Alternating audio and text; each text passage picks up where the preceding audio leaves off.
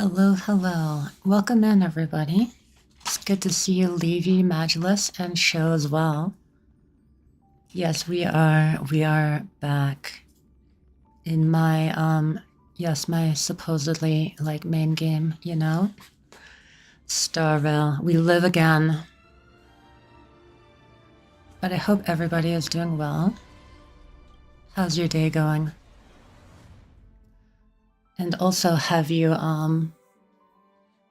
already done all of the anniversary stuff? I know I was seeing a few screenshots and stuff in the Discord. Oh, you only got 4 hours of sleep, Magulus?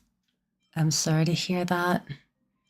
I hope tonight you're able to get some better rest.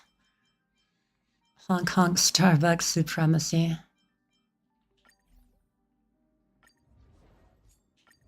I don't really know what I should be spending like my resin on. So I'm just farming some more Rudolent Arena and Broken Keel. Who do you think will be your most played unit? Honestly, Ruan Mei definitely is a strong contender. It's possible Bronya, but I'm not sure. Yeah, probably between Ruan Mei and Bronya would be my guess. I still have more story to do, same. Looks like we're at the same point. Oh, I see. Yeah, the last time I stopped was right before a castress section. I believe she was about to tell us what she was up to. Save it for triple relic. Oh, I already did all of that. I got my very first double crit Rudolent Arena attack rope. So that was exciting, I guess. And then, yeah, yesterday I also got a double crit Broken Keel attack rope, which rolled well. I'm sad that it's on Broken Keel, because honestly I could have used another Rudolent attack rope. There's a lot of characters who still use that set. Only 3 characters? Yep, 3 is all I need. Of course, one of them is an E6 Akron that I'm borrowing, so that helps. You already did all the anniversary stuff, Show? Yeah, I imagine it doesn't take too long, so I will be continuing the main story afterwards.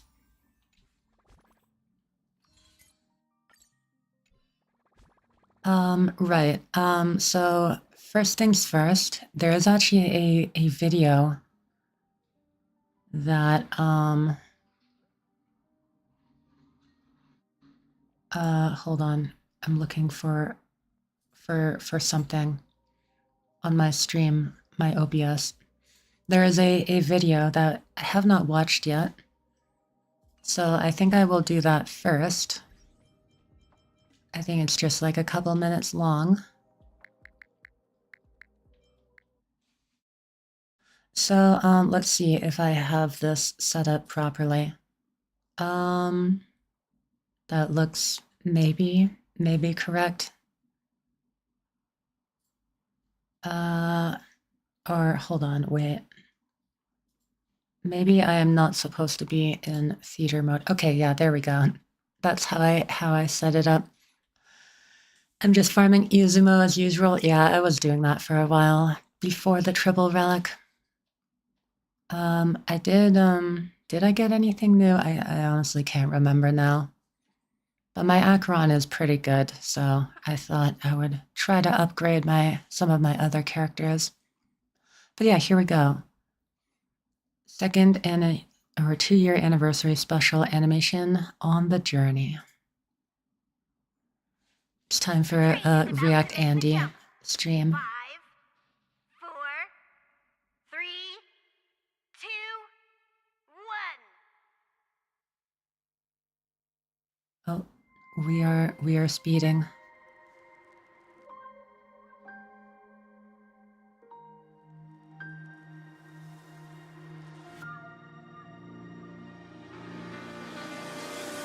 Oh. Pom-pom astronaut. Okay, so this is like a music video then. We venture through the chaos backseat, 1,000 light years when I'm free. We dance beneath the galaxy, then will you be with me? Hand in hand we face our fears. I'm glad they're showing like both of the trailblazers. Together we find a way to brighter, better days. Exploration begins.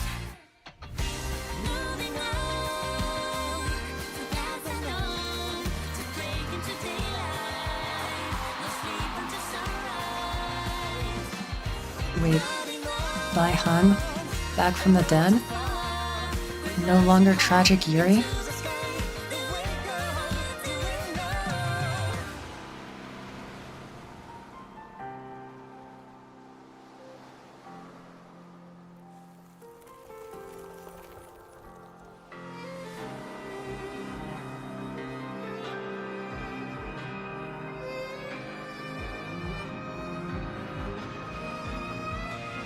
Wait, who is that? Oh, it was Kalis. Okay, I wasn't sure at first. New outfits when though? That's my question.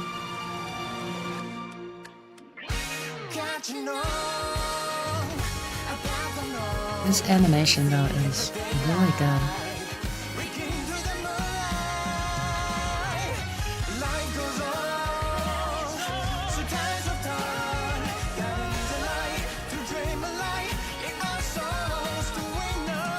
All of the edgelords together.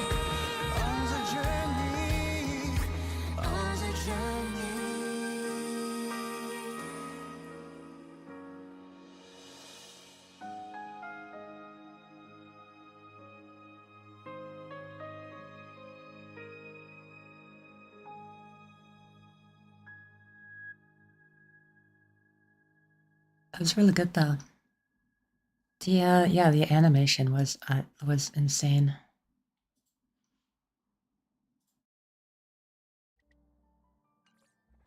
Cool anniversary video. I'm happy they do stuff like that.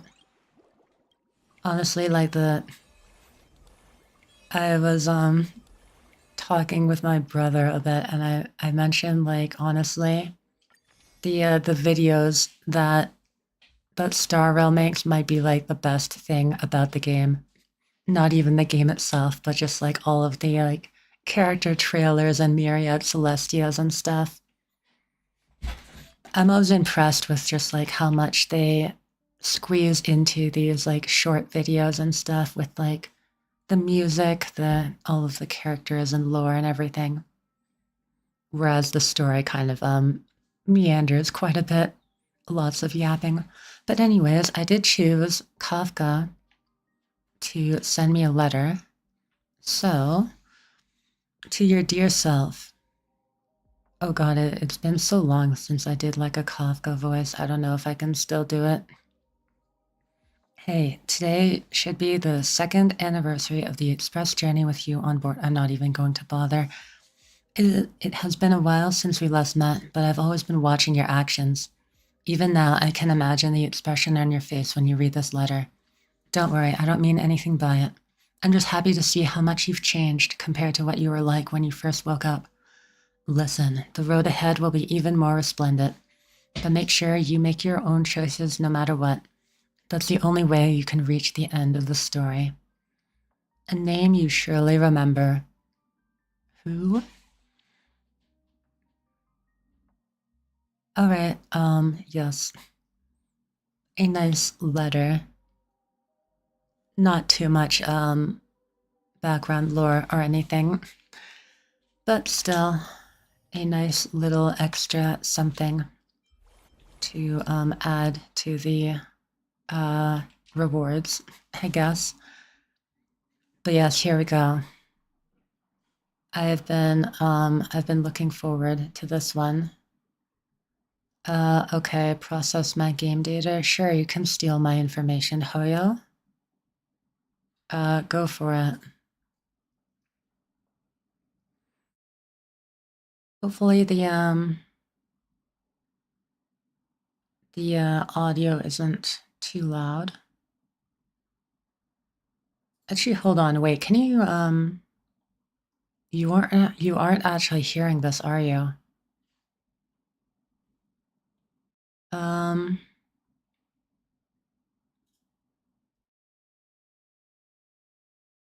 Oops, I didn't mean to do that. How can I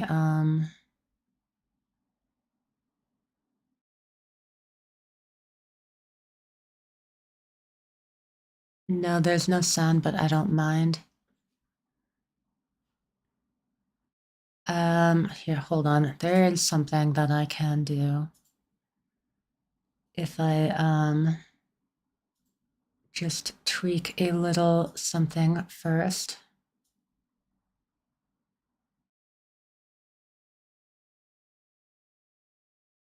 Hello, Skev. It's good to see you. Oh wait, hold on. That would also mess with like the alerts and stuff. I was going to say to share like my desktop audio, but I realized if we get any alerts, then that would make it sound double. So instead, how about I just do some background music. If I can get to YouTube music here. All right, here we go. This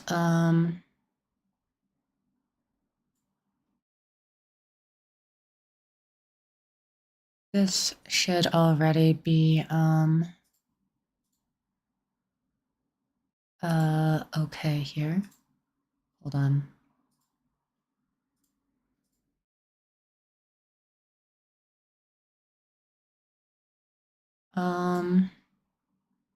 No, actually you can't see it. This is so scuff.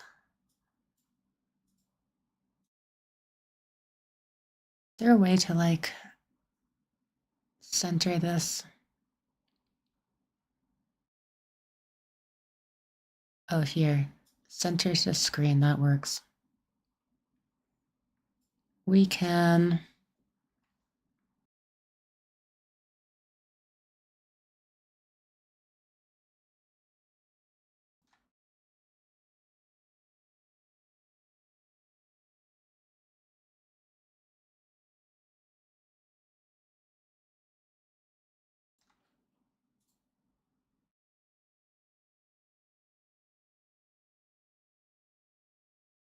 oh no, that's one.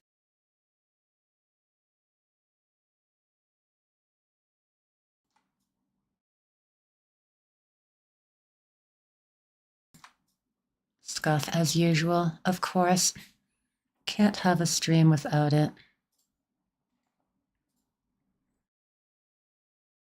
But yeah, this should be good now. Apologies for that.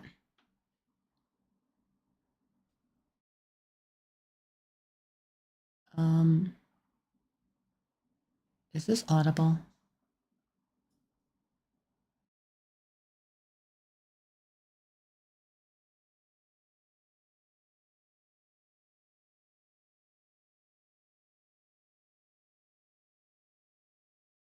Oh, that might be too loud for you.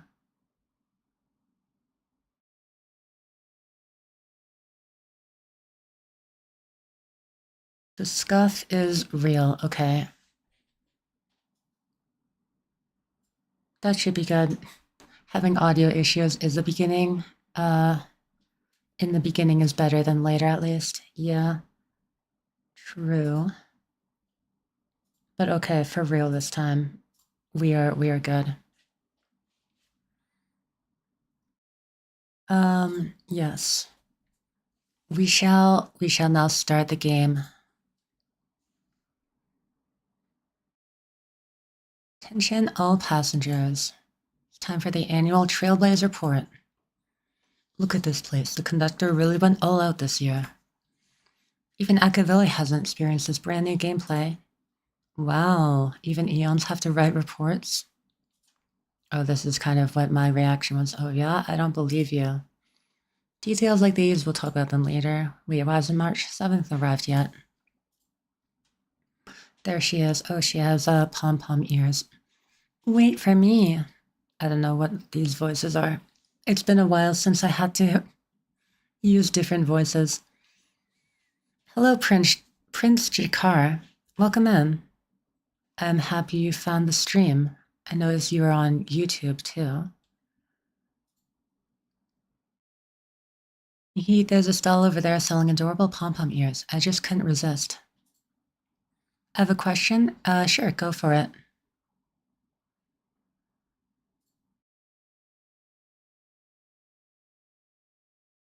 I have a bad feeling about this. Cough, what am I going to do with you? Then Pom-Pom, your conductor, will explain it one more time. This year, Pom-Pom used the latest Dream Bubble technology to create an immersive report experience. All right, just complete the stamp collection from the 3 areas in this amusing park, and your report will be automatically finished. Good news for someone who hates exams. After submitting the report, you can invite your companions to ride the luxurious astral roller coaster. Why does my Castress alt charge so slow? Meanwhile, I see others using it after every 1 to 2 turns. Her alt charges based on HP consumption of the entire team, right? Oh, my YouTube chat on my overlay is not looking too good right now. Here, let's put the music in the top right, actually, to get it out of the way. But yeah, so it would depend on your team. What team are you using with her? I'm gonna sit in the front row with Iolite. It's getting more crowded around here. Everyone's arriving one after another. Quick, go meet them in the amusement park. All right. Part 1, Journey Among the Star begins. I will also be trying to take some screenshots when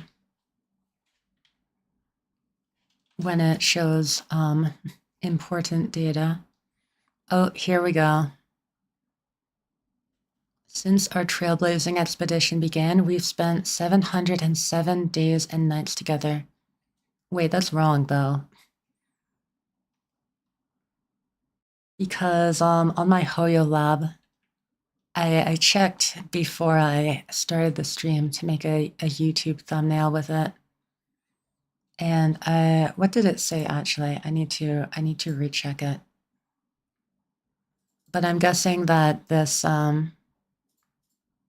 this number here, probably they got it from like a week ago or something.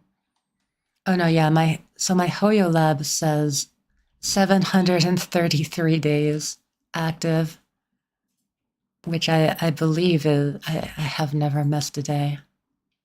A rare moment. Well, I can get my team to level 40 right now, so is that why? Oh, sorry, I meant like characters in your team. Like what are the teammates that you're using with Castress? And also, I will be honest, since you seem to be pretty early in the game still at just level 40.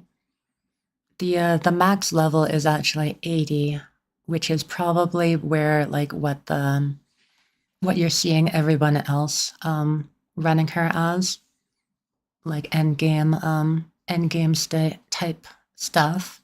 Sorry, my voice is all over the place today. Triby, Castress, Gallagher, and Ruan May. Okay, so you actually have you have a really good team for her. You're a Genshin player and new to HSR. It's all good. I mean, we all started somewhere, but yeah, when it comes to like comparing yourself to other players. Definitely like don't worry about feeling weaker and stuff when you haven't been playing for as long.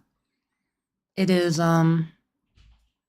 it's completely normal, yeah, to have like to not be able to do the crazy stuff that you see other people posting online. But yeah, you do have a good team. And yes, Levy is right. Castra scales directly off of team level. So with her, it will probably be an even bigger impact. But yeah, I would say like don't worry too much about it. Just like keep playing through like the story and stuff.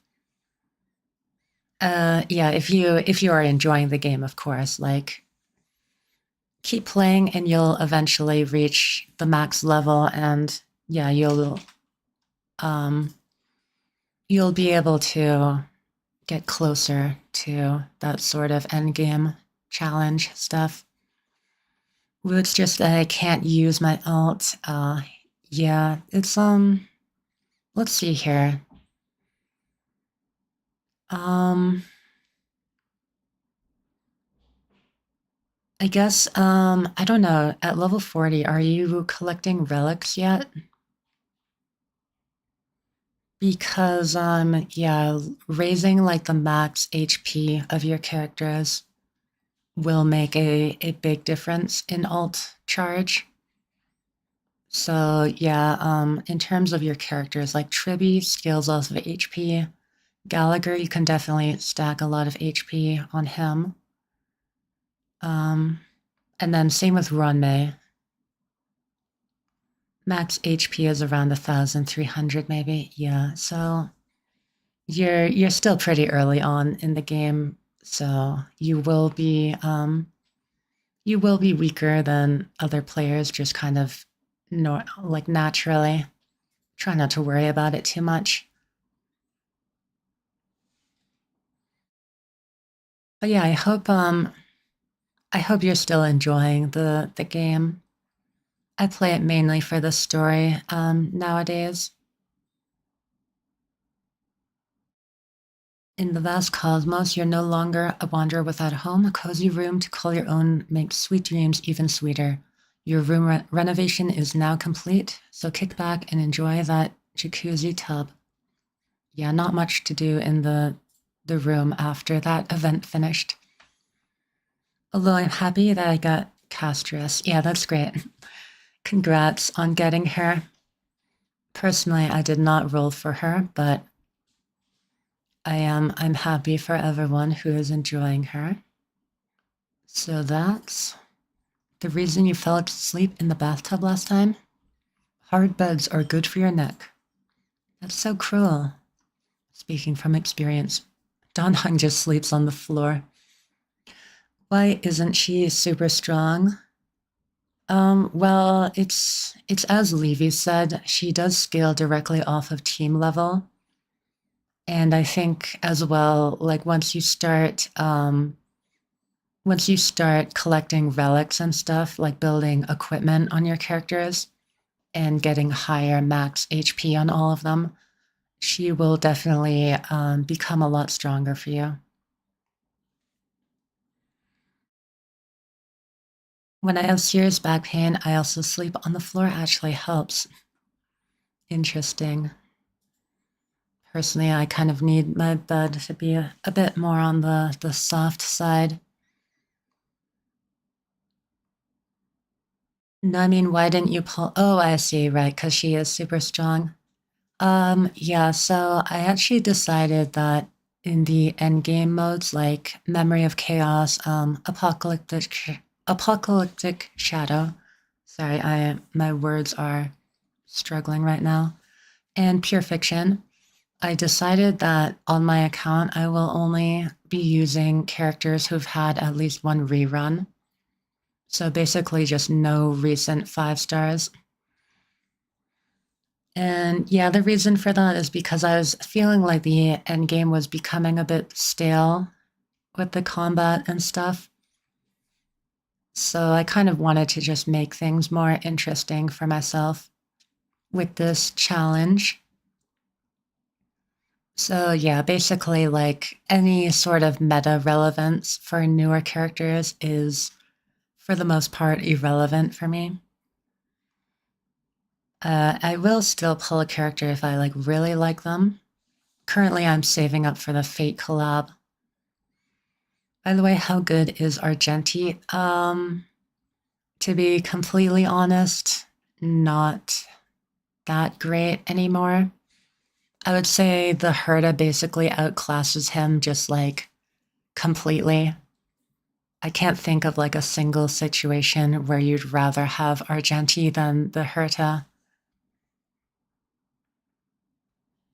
So yeah, if you really like his character, he could still be decent in pure fiction.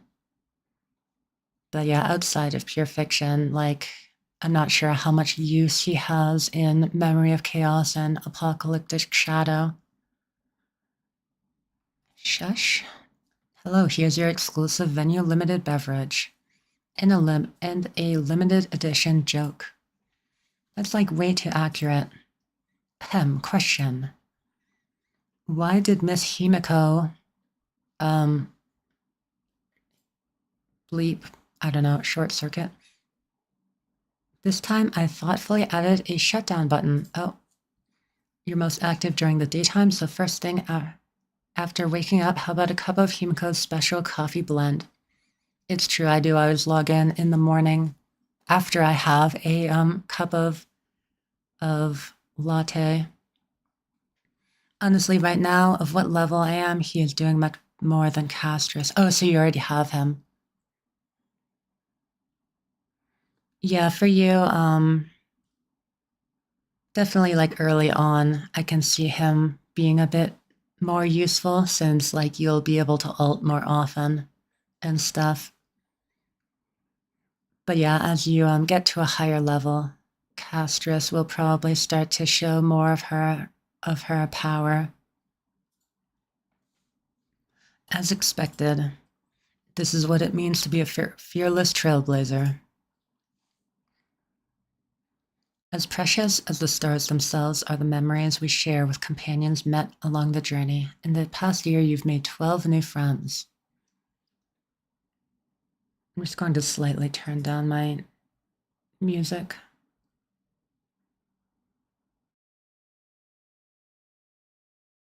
All right, that's better.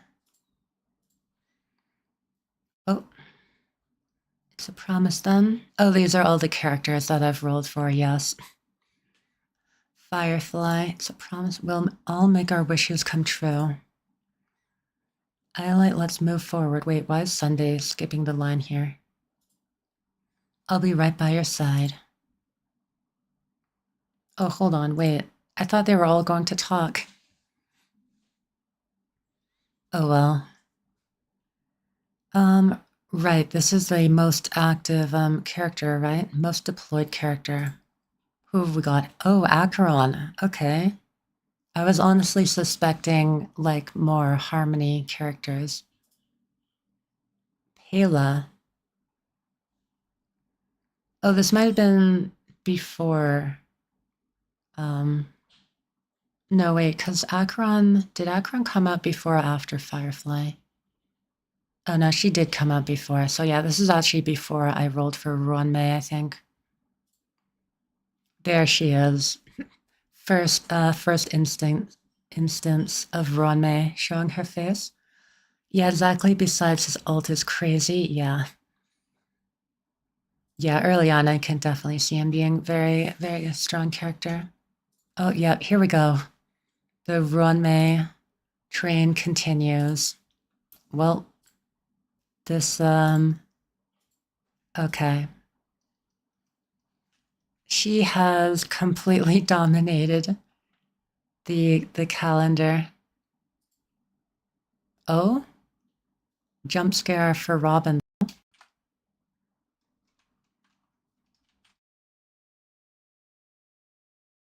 All right then, bye-bye. Also, thanks for the info. No problem, Jakar. Thanks for stopping by. I appreciate it. I hope you have a good rest of your day.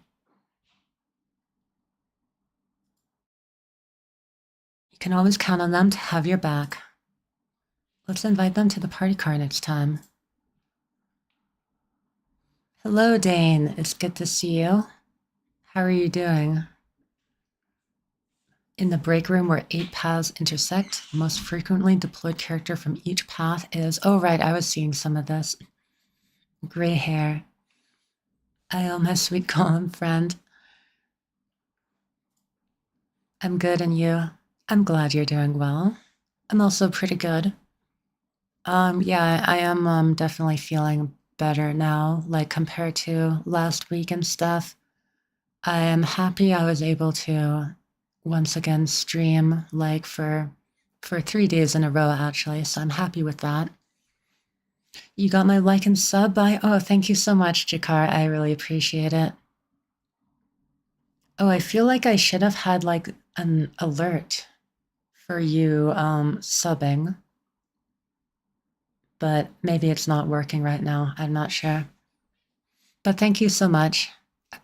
Have a great rest of your day. Hope to see you again. Oops, all run May, yeah. Could be delayed. Maybe. According to my calculations, we have a good chance of winning. All right, here we go. Oh, actually, March 7th being deployed more than Fei Xiao is interesting. Firefly definitely makes sense for destruction. Ruanmei, of course. Preservation. Fushuan is my only limited sustain, so also makes a lot of sense. Small Herda taking the erudition crown. I do use her a lot in whenever I farm for trace materials. Small Herda makes it go by super quickly, as well as Himiko whenever the weakness allows it. Zila left abandoned in a ditch. Yeah, unfortunate. I am surprised though that it's March 7th over Fei Xiao. Although I guess, no, they came out at the same time actually, what am I saying? So it's not like March 7th was around for longer.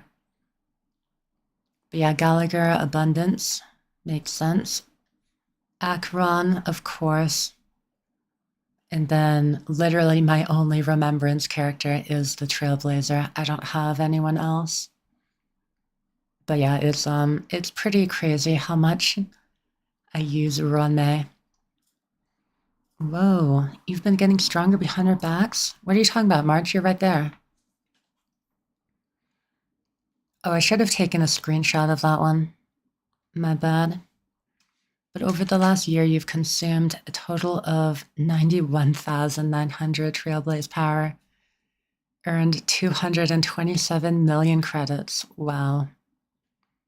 Yep, I am constantly in the relic mines, so this makes sense. I definitely, I'm definitely more in the relic caverns than the planar ornament spots. Sister, not your lucky day, huh? Sample, what are you doing here? Get Mr. Coldfeet's lucky card. Take home a relic with crit and crit damage. Okay, you better keep your word, Sample. Scammers, be gone, be gone, be gone. These are your most obtained cavern relics. Oh yeah, I was in this domain for a long time. And same with this one, yep. Of course. Oh, that is looking good. You're almost catching up to me. What are you doing here? Your firewall is pretty weak. Why didn't you have Klapoth build one? Activate Super Smart Virus. Bye-bye. All right. Oh, and some goodies here. Wow, 40 whole Stellar Jade. Wow. When you do that, Pom Pom gets all shy, as expected. Sharing is caring. Thank God Mem just speaks normally now. Oh, yeah, in the story. I do hope she doesn't become another Paimon, though, with like the frequency of dialogue. Suits you pretty well. But here we go, part 2. Over the past year, our adventurous footsteps never ceased. The horizons echo from afar, awakened Penacony from its dream of order. When dreams end, farewells follow. People bid goodbye to their past and welcome a brand new life. Penacony was my favorite story so far in Star Rail. For your last drink in Dream Jewel's Tollstry, you chose to bid farewell to old friends with the Bitter Dreams special cocktail. Perhaps this was the taste of parting in your heart. So it's bitter, huh? The land of dreams is dazzling indeed, especially in the 1,000 ways it makes money vanish from your wallet. Here's your current spending level across different worlds. Oh, Herta. Wait, spending level? What does this even mean? Like, what kind of spending? Credits? Stellar Jade?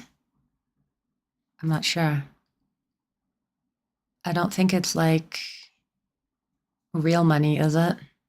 Although I guess it might make sense. I'm not sure. Have fun in Penacony. I should have grabbed a couple more float disc burgers.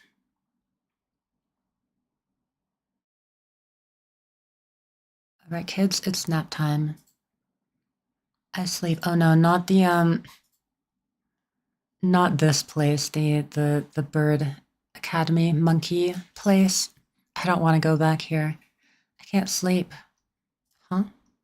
Because I'm not a samurai, I'm a ninja. At Paperfold University's tuning test with your Charmin Wicks, you successfully enrolled in Charmony Academy. You swore to be a carefree student, but youth always comes with worries and drama. I had gone to school too. We would have been schoolmates from neighboring academies. Pity, just missed by a whisker. Charmony Academy really suits you better. Thanks for the compliment. Adventures are an exam, but the gains and experiences along the journey can still be measured.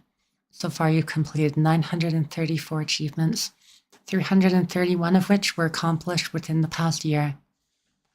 I definitely stopped paying as much attention to getting achievements and stuff compared to like when I first started playing.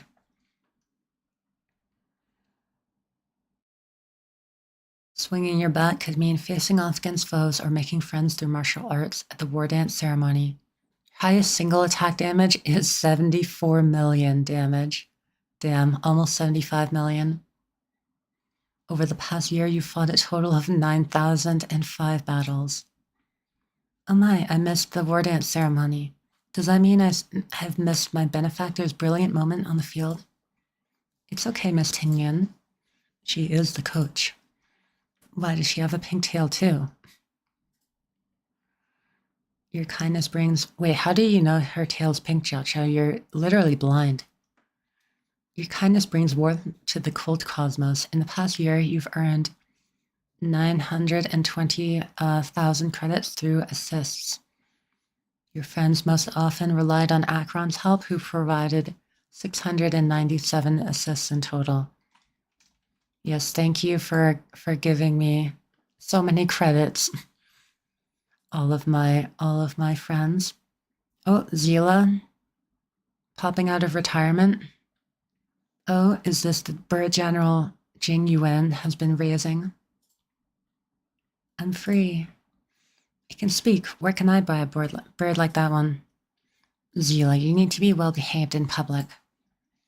Actually, if I only give you me this much, I wouldn't be against making a deal. He's literally selling himself, huh? Mr. Albert, please be professional. Okay. Everyone's made it to the Law Fu. Aren't you all forgetting something? All right, to protect the common folk from bullies, our heroine March 7th diligently practiced her swordplay and taught that overbearing IPC representative Scott a lesson. It became quite the inspiring tale around the Luofu. That's my disciple. Indeed, that's my disciple. Of course, Iolite deserves credit for this too. In the vast cosmos, life's countless possibilities bloom like a kaleidoscope, making you eager to dive in. Arcade champion, renovation squad leader, chimera manager, you slip into different roles with ease. Maybe you really are a genius. Oh yes, all of the limited events. Although I guess they aren't actually limited. Just the rewards can be.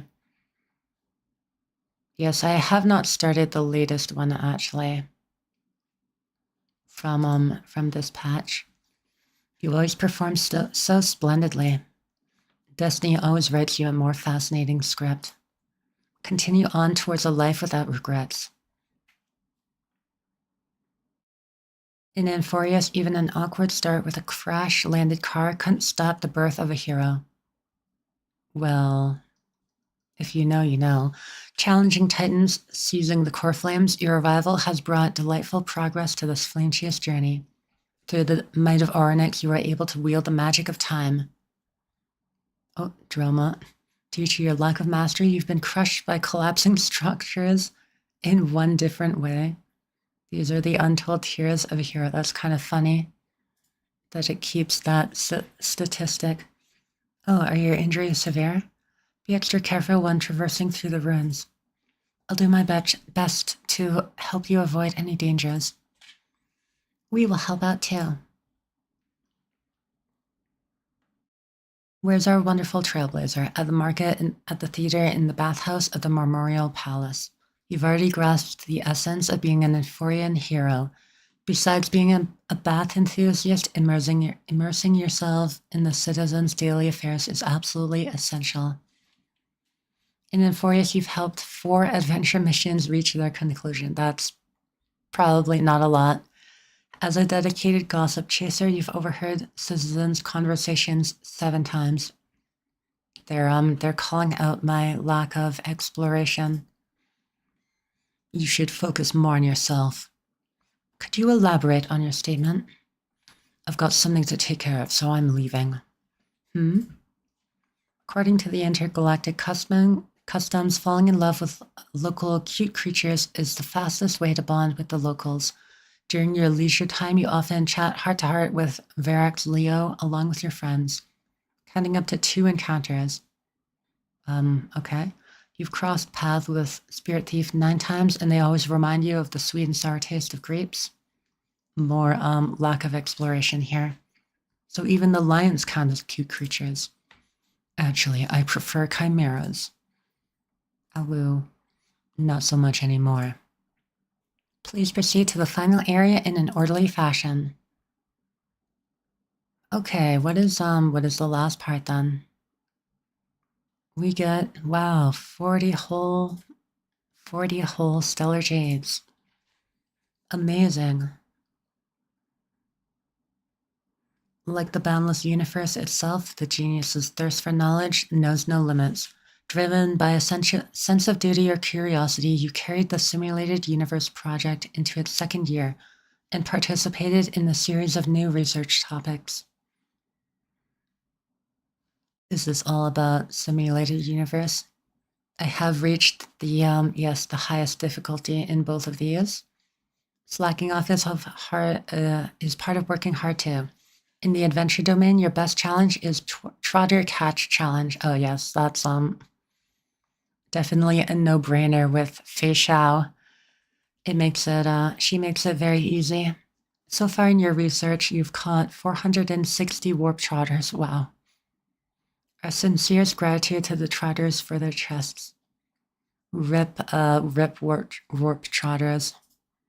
I've destroyed the local ecology. Last night, I dreamt of trotters caught in a tornado. They know. That's totally normal. The research progress relies heavily on the aid of curios and occurrences. This year, you've encountered 102 curios in total, with a faith bond appearing the most often. Okay. Random statistics. Oh, I saw you posted this, Levy, how you never got Ronmay's occurrence. Don't worry, you're not alone. Apparently, I have also encountered her 0 times this year. I remember the first year, I think I got her 3 times. So, yep. I guess it's balancing out. The randomness of the universe made each of your encounters feel more like destiny. Except it was 0 encounters, so what does that say about my destiny? I didn't expect my silly Fire Emblem meme to go off on Blue Sky. Oh, nice. Is that getting a lot of traction? I think it's funny, and yeah, hopefully no one takes it too seriously. It's not the end, even if we've missed each other. Don't worry, we shall meet again. Oh yeah, kind of ironic how she is like my most used unit by a huge margin, and yet she never blesses my simulated universe runs, in whatever form it may be. In the extended research divergent universe, mortals and eons are placed on opposite sides of the equation. Perceiving the ineffable resonance between stardust and celestial bodies. Oh, yep. Rune in there, of course. Useless Scholar. I kind of forget what that one does, to be honest. Oh, I clicked on it, but it just passed to the next thing. Oh, well. Yeah, we completed all there is of that so far, I think, right? For someone without a background in research, not too shabby. Conclusion. Professor Ratio is very pleased with you. All right, Paman. In the expanded research simulated universe unknowable domain, you ventured forth to the boundary between the known and unknown. Like all brilliant minds, you yearned to discover what laid at the frontier of knowledge. I also yearned to make infinite scepter chains to clear the stage with like 0 action value. But yeah, Jiao Cho, I remember him being very strong here since his vulnerability let the scepters do more damage, which was like the most important thing. And yeah, for Dot, the one place where Dot was still kind of meta, I used it for getting infinite chains of just never-ending scepter attacks. Highest difficulty, yep. Highest score, 28,000, sure. This year, your test results were both thorough and fruitful. Not bad at all. How about making a few clones of yourself? No, the Astral Express is already packed. The mist stirs ripples of memories where reality and illusion interweave into fantastic chapters. As apocalyptic whispers softly call upon warriors who dare to venture against the tide, you step into their murmured poetry. Okay, some MOC stats. We have cleared everything, always. Oh, wait, this is actually very interesting. Most frequently used character is Sparkle. I was not expecting that.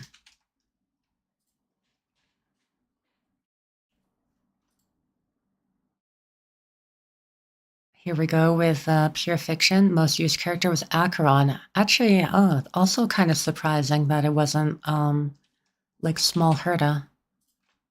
Because I'm pretty sure I use her like practically every Pure Fiction.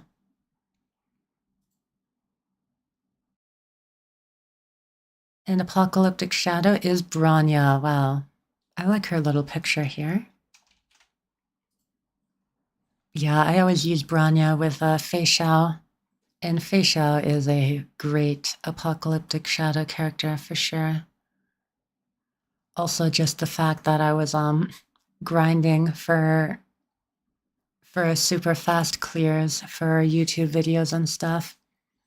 Set forth for countless memories shimmer in the distance. That's right. Time to ride this astral roller coaster. Someone's quite lively. Okay. We get another 40. Well, all the lights are green, which means, yes, this Trailblaze report has been successfully submitted. Still, there are a few things I need to tell you before we set off. All done. Time to ride this awesome roller coaster. All right. Pull the lever, Kronk. Eyelet, before we can depart, you need to choose your passengers' anniversary wishes and themed fireworks. Oh, so you can choose them. I saw your picture, Magulus, putting Blade and Jingliu in the same car. Surely nothing will go wrong. Your thoughtful conductor has arranged some combinations. Just tap everyone. Tap to get everyone seated. Okay. Feel free to create your own custom arrangements too. Sure. So, put Stell there, I guess. Stell in the front. And, let's ride with Kafka. And then behind us, we can have, Silverwolf and Firefly. Where's Firefly? Here she is. Perhaps I should use Sam's form. Relax, it's fun. Oh wait, I think I missed what Kafka said actually when she joined this car. Miss me? I do actually. It's been a long time since we've seen Kafka. Who's in the back row? We could have...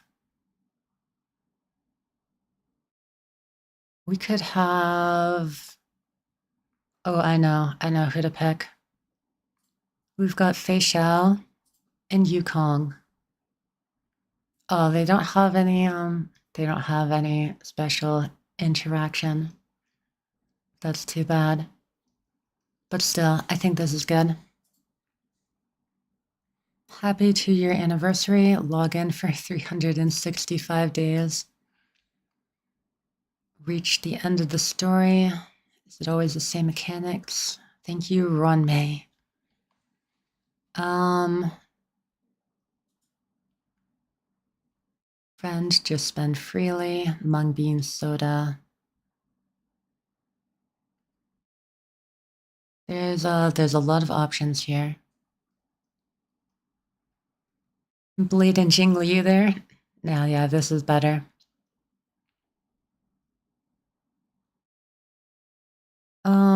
Sure, let's just flex that we have no life.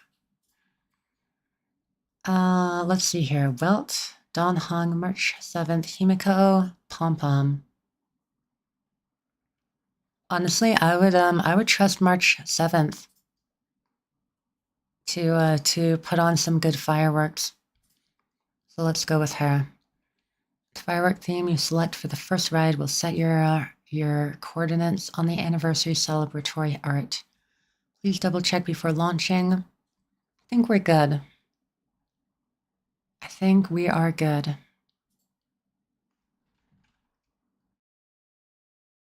Oh, am I able to get a screenshot though? Here we go.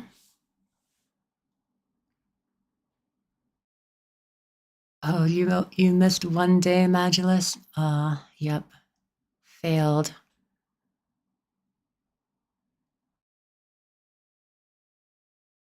Wow. They be going. Oh. Okay, nice. It gives you it takes a picture automatically. That's nice. I have a friend who wants to have the coffee you brew. Tap here to locate the coordinates. Oh, okay. It's doxing my exact location.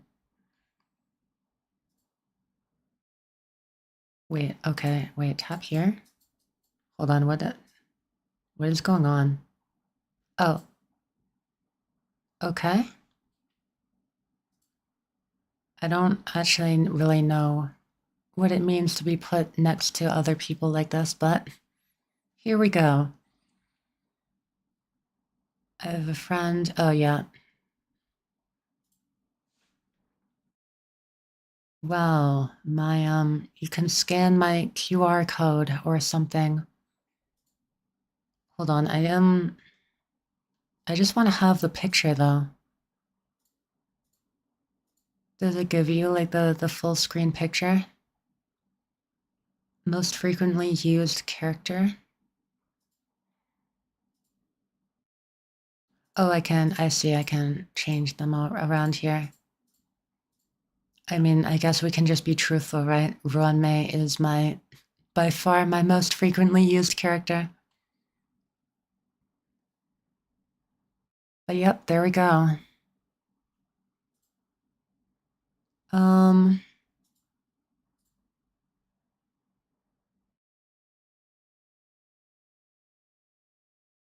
View data review.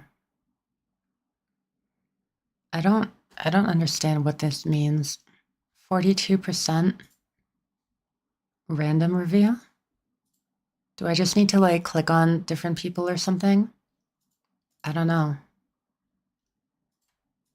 I don't know what this means. Anyways, data review. Celebratory art. Coordinates. Yeah, honestly, I don't know why it's like 42%. How do you raise the percentage here? Unlock the art. I think every time someone does this recap, it fills a pixel in the art. Okay, so we just have to wait for more people to do it then.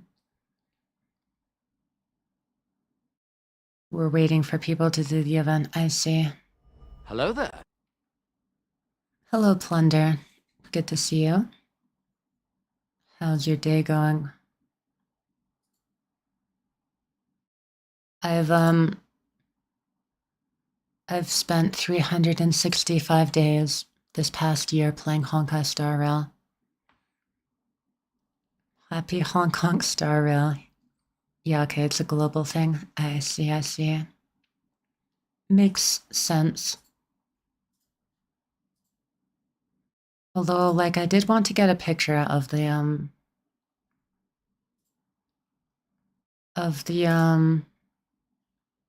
roller coaster thing. Oh, I guess you can just choose other people.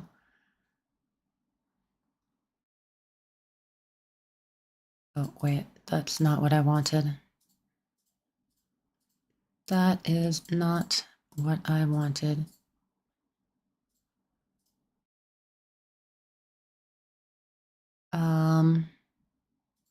And then it was you and you.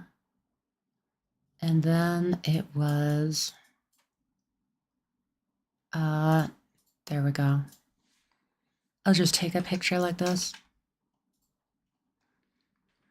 Oh God, I thought you were going to say dollars for a second. No. No, we're not that far gone. Don't worry. Right, what was the other thing that I missed? I think it was the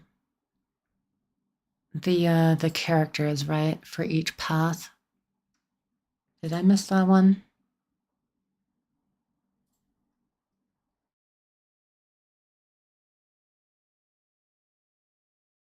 I've got to, yes, I did miss that one.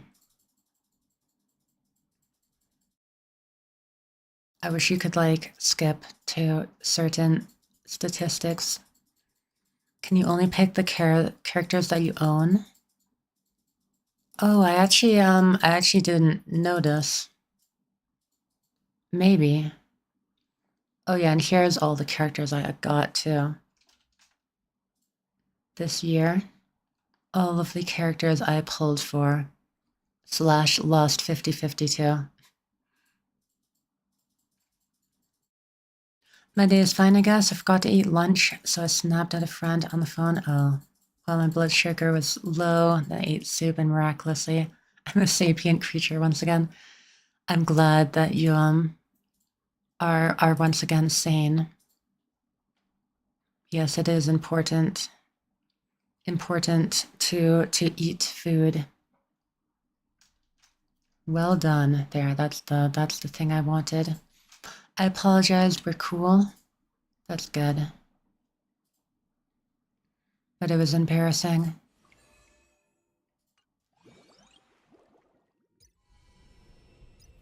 Well, that is all of the anniversary stuff, right? Hold on. What is this? Is the concert like already out? Oh no, I see. This is just like a web page for different events or something. I don't know.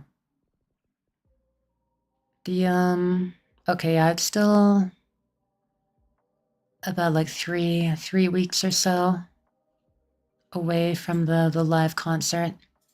I'm really looking forward to it. The first live concert was really good. It would be awesome to go in person, but yeah, I still just I enjoy watching the videos of it. Be honest, would you rather be playing Oblivion? I am kind of addicted to Oblivion right now. It is true. But I still wanted to go through those statistics and stuff. Also, we have a 10 pull here. So on the second anniversary of Star Route, surely my luck will be absolutely insane, right? And I'll get E6 Bronya. Here we go. Wait, I actually got a 5-star. Hold on. E6, it's time, Bronya. I've logged in to this game every single day. And now my dedication shall be rewarded.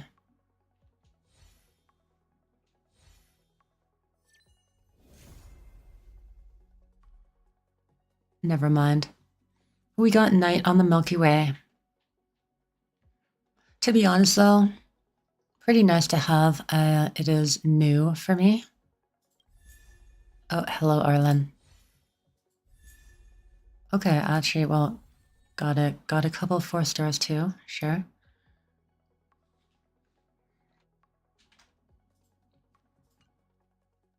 But yeah. Actually, I forget what pity I was at. Was it early at all? Okay, it was actually a little bit early. We were at 30. No, actually even less, 25. So I will take that. That is a nice anniversary gift. You know, totally planned and everything, right? Definitely not just blind luck. The Hong Kong stars must align. But yeah, cause right now I am still like using I'm using the Herda shop light cone on Himiko here. But actually her signature is basically just a straight up upgrade over it. We are losing some speed though. 16% speed is nice to have. Especially since I have her speed at lower than 134 actually, but as long as she gets her follow-up attacks triggered, she does get to a good speed. So yeah, I'll take it. It's crazy this game got so big in a year. What do you think 2025 has in store for Hong Kong Star Rail? Well, this is the second year now. But yeah, going into the third year. I don't know. I am looking forward to seeing more of the Inforius storyline. I don't play him, yeah. Fair enough. Stay away from the gotcha brain rot. But yeah, speaking of things I'm looking forward to, number one would be story. And I think it is time for me to finally continue the main story here. I've been ignoring it because of Oblivion.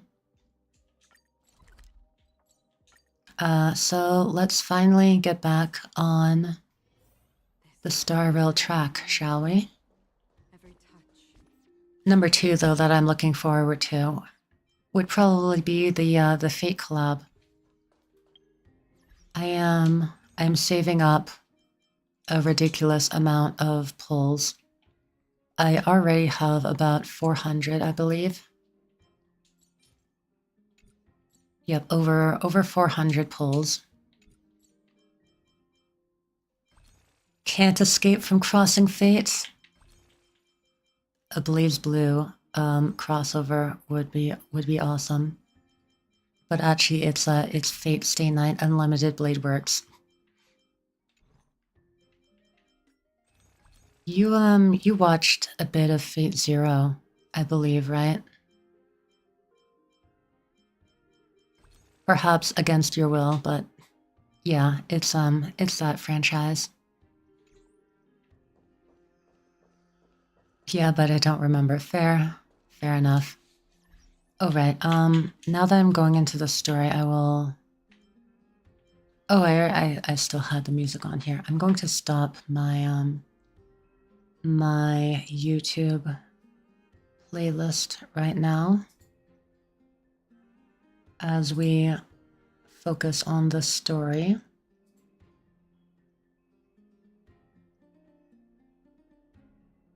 Also, I noticed I think I dropped a lot of frames suddenly. I don't know when that was. Hopefully it's fine now. But yes. Let us get back in here.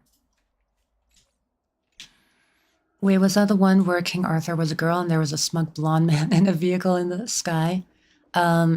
Yes. Yes. You are correct. You are, yeah, that was Gilgamesh with his like spaceship looking vehicle.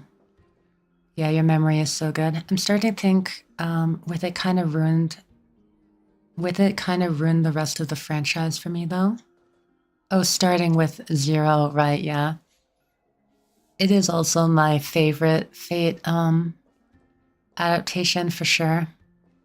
I like it more than Stay Night and all of the other spin-offs and stuff.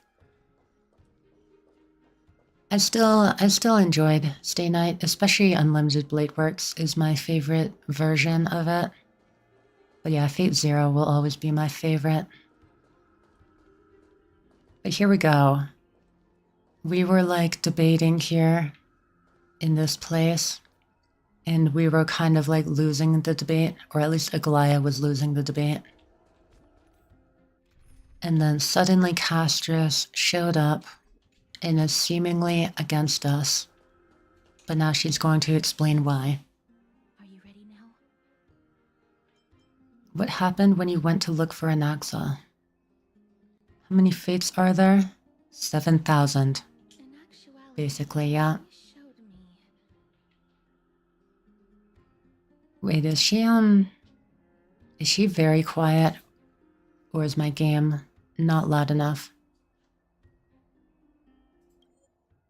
Hold on. What is the correct temperature? Or temperature, why did I say temperature? What is the correct volume here? To have, try 4? A past that was both long and heavy. Maybe a bit higher. 6?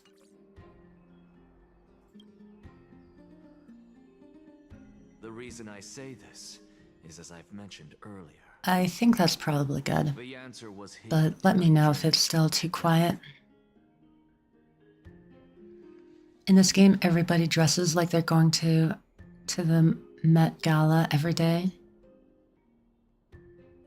They all have crazy costumes, it's true. Perhaps the fates were the friendships we made along the way.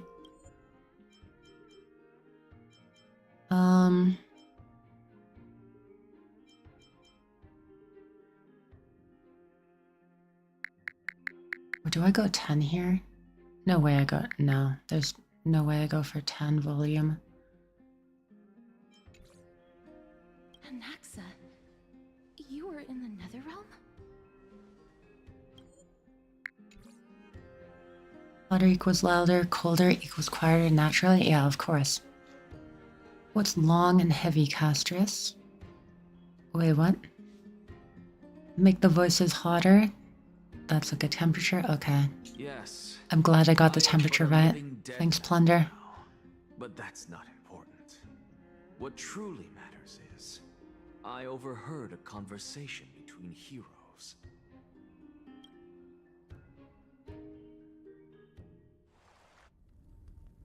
Have you heard of this tale before?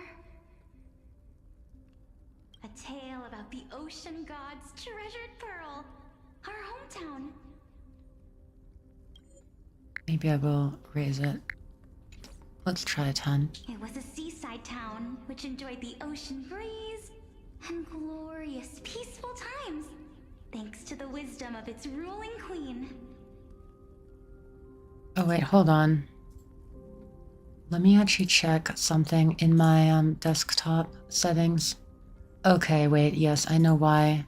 I know why the game seemed so quiet. It's because in my Windows volume mixer, it was only at like 20% volume.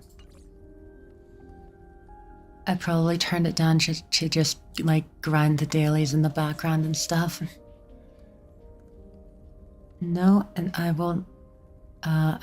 never will. Goodbye. Wait, what? I forgot what you were responding to. But also, if you're leaving, goodbye. Have a good rest of your day. Polixia. Until one day, an evil dragon descended upon the town. Its wings were large enough to blot out the sun, while its claws were sharp enough to rip the waves apart. It barged into the tall tower and devoured the queen's beloved daughter. It even settled itself in her bedroom, like a tyrant king. The queen assembled 300 warriors who managed to subdue the evil dragon by chaining it up. However, when the queen slit open the dragon's belly, she realized that the princess had long since been digested, and all that was left of her was a pile of bones. Devastated, the queen wept for several days. What is this, Dungeon Meshi? It was then that a devious, smooth-talking scholar arrived at the palace and suggested that the princess could be revived through the use of dragon bone and dragon blood. That liar called this process the secret art of alchemy. Human transmutation. Dun dun dun. The princess was reborn! The queen was overjoyed, blissfully unaware that the evil dragon's soul still lurked within the princess's body. As revenge, the evil dragon swallowed the poor queen, the glib liar, the courageous warriors, and all of the town's innocent civilians in a single gulp. Worse still, the souls of the deceased were refused entry to the Netherrealm because they were filled with regret. Forced to roam the mortal realm, these resentful souls ultimately converged into a river of souls that would not retreat for a long time. The terrifying death had consumed all. Thereafter, our hometown fell into ruin as well. Until...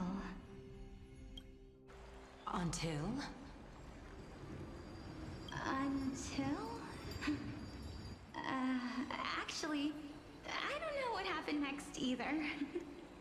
Alright, these are the previous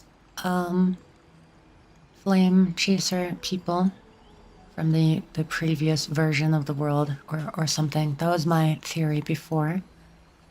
And yes, Polixia is the version of Castress, I guess. Oh my. It seems that you still like to whet people's appetites even after all this time, Polixia. Wait, I want to stop on why did it go to Anax's face? So, according to your story, I was going to say if we this is have how I if we used had to a look. character who looked like that It's practically a mirror image. the girl in the wheelchair, I would pull like instantly for her. And yet, what exactly is this? A miracle that I created with alchemy. As for what it is and how I was able to accomplish it, I'll keep the answers to myself for now. Oh, my goodness. Is this cliffhanger really necessary? Yes, her. I like her design a lot. It is unfortunate that she is like either dead already or has perhaps become the Titan of Death. Quiet, Titan. Continue to enjoy this splendid play, and the truth will naturally reveal itself. Dragon, huh? I've heard this legend before. In that case, what do you think of it? I think that this so-called alchemy was a tenuous analogy added to the story by future generations. After all, you've never heard of a tradition of alchemy in your hometown before, have you? Indeed. Before I left home to pursue Oh yeah, my this is a much education, better look at I her. never even knew that anybody was looking into this area of study. Damn, why does she have to be an NPC? I really like her design.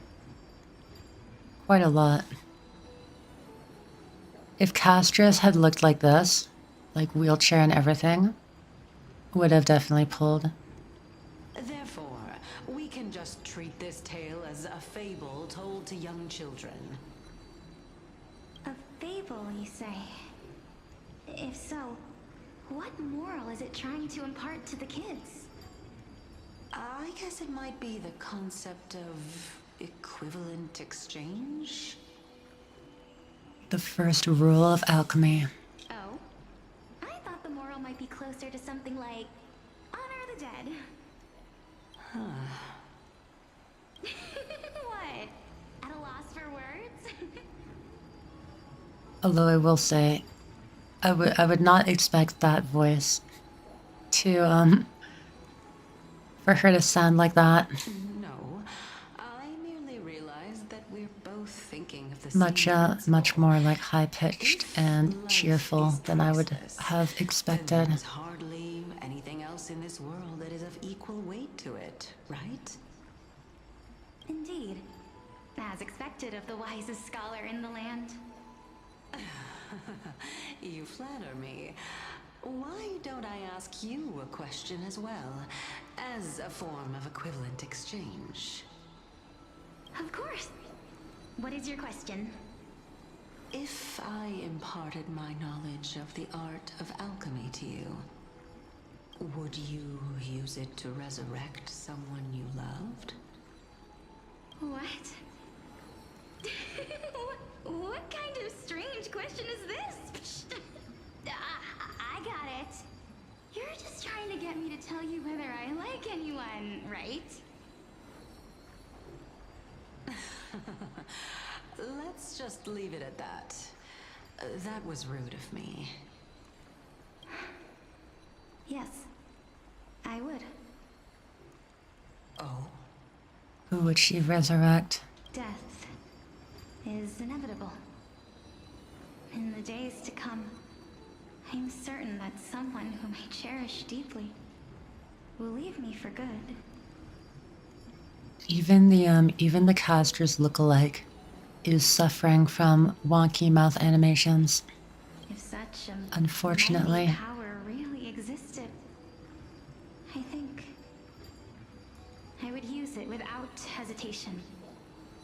After all, you, me, and the rest will all have to face that fateful moment eventually.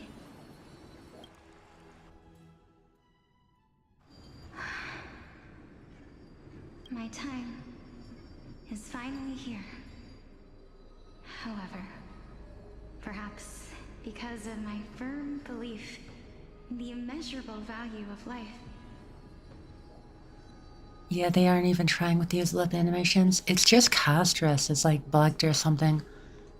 Cause I believe they have like an automatic kind of like lip tracking thing for all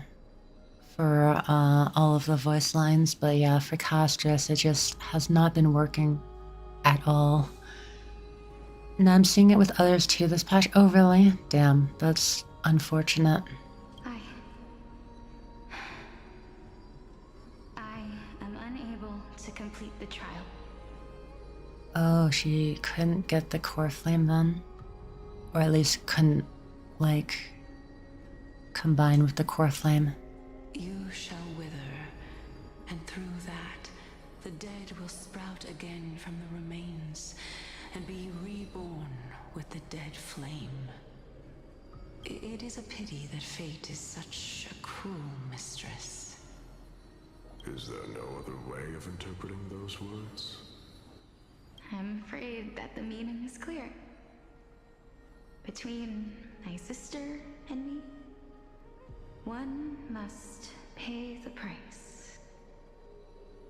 Our trial can only be completed when the one chosen sacrifices her life. I'm afraid that the prophecy might even have selected a pair of twins for this exact purpose. Fortune makes fools of us all. I wonder if that means Castress is like the same way. Because I remember in her trailer, she did have someone showed up who like kind of looked like maybe her twin or something, or sister.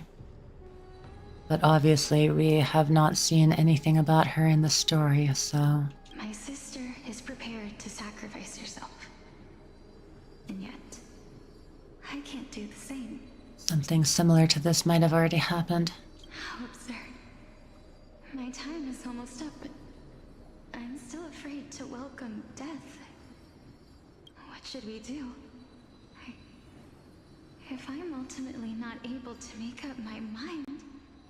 Since Chaos is willing to guide all of us and leave this trial to the end, there is still plenty of time for you to ponder. That's right. Don't allow the fog of an uncertain future to cloud your mind. Trial, prophecy, the topics that they're discussing seem familiar. But these three people must not have left their names in the epics. Otherwise, I would have some recollection of this. Amphorius's history before the Titans were born was complete chaos. Is that not strange by itself? I have long held three hypotheses about this. However, let's continue watching for now. Calypso, Polixia, and this warrior... I seem to have met him somewhere before. It's Nias. Regarding this matter... Although, the Nias that isn't quite Nias, I suppose. Nias, are you confident that you'll complete your trial? Of course. Though, I am worried about what will happen once I've emerged victorious.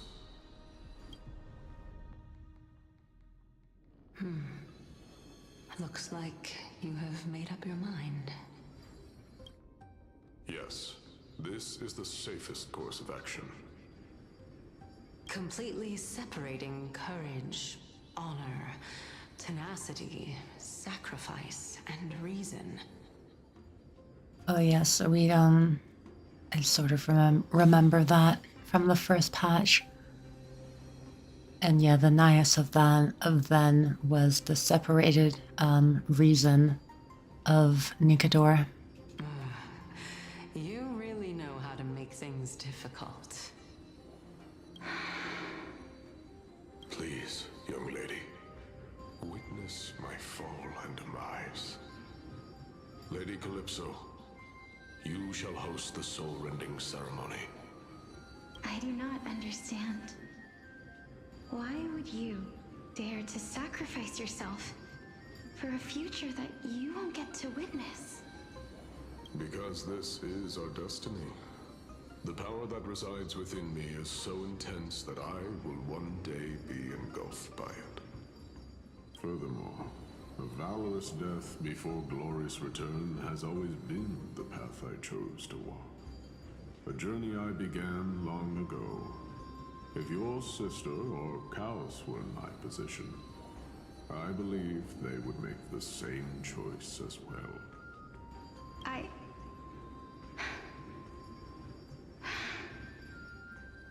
I'm not that brave. I don't know how I'm supposed to face such a serious affair. Despite being Death's chosen one, it seems you still don't know how to face it. Let's chat, young lady. Perhaps I shouldn't end my journey so hastily. Since there's still time, I'm not worried about letting fate wait a little longer. Of course. This warrior is Lord Nias. You're only realizing now? As the embodiment of Nikador's divinity, he entrusted his life to us and allowed humankind to end his madness. That means that what I'm currently seeing before my eyes is, in fact, Nikador before they became Nikador. Looks like one hypothesis of mine has already been proven true. These heroes are the true forms of the Titans, before they attained their divinity. If so, the chosen one of death that he speaks of is actually... Polixia. Is the previous form of Thanatos? But her appearance...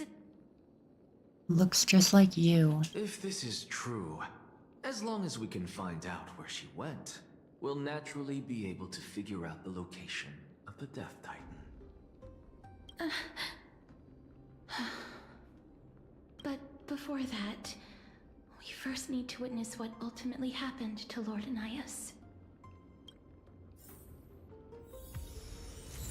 Oh, we got a new song. We can now swap out one quantum scythe wielder for Do another. not worry. My curse is a blessing on the battlefield.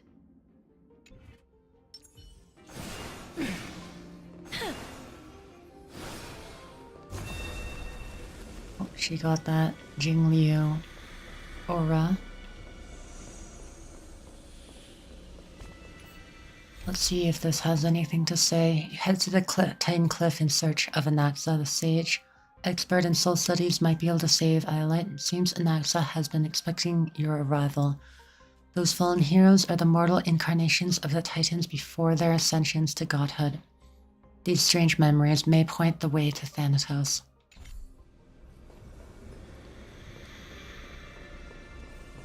This makes me wonder, because, like,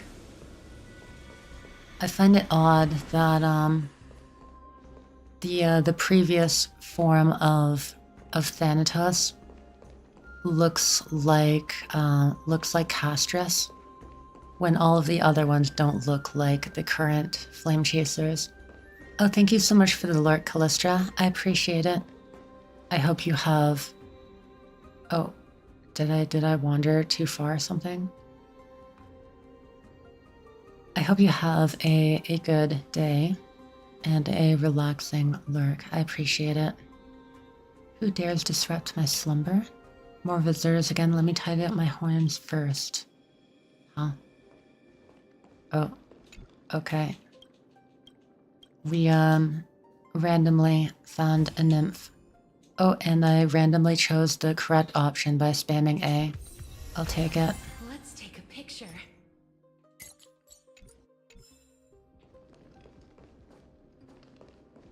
Nikador's courage is a testament that they have never once retreated from a battle. I've heard that these words are still engraved in Castrum Kremnos even today.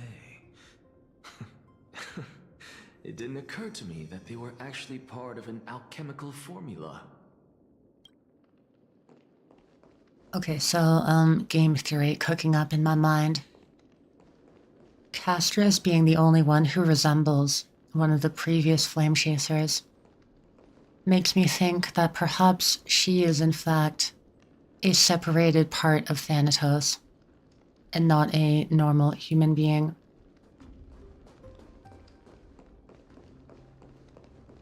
And, yes, once she realizes that, we'll be able to find the rest of Thanatos. Or something. His honor is sealed here.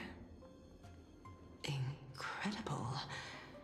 The honor in this child's soul is so light.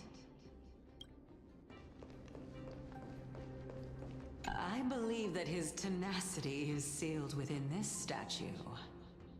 Before we fought Nikador, we also released it from the stone statue.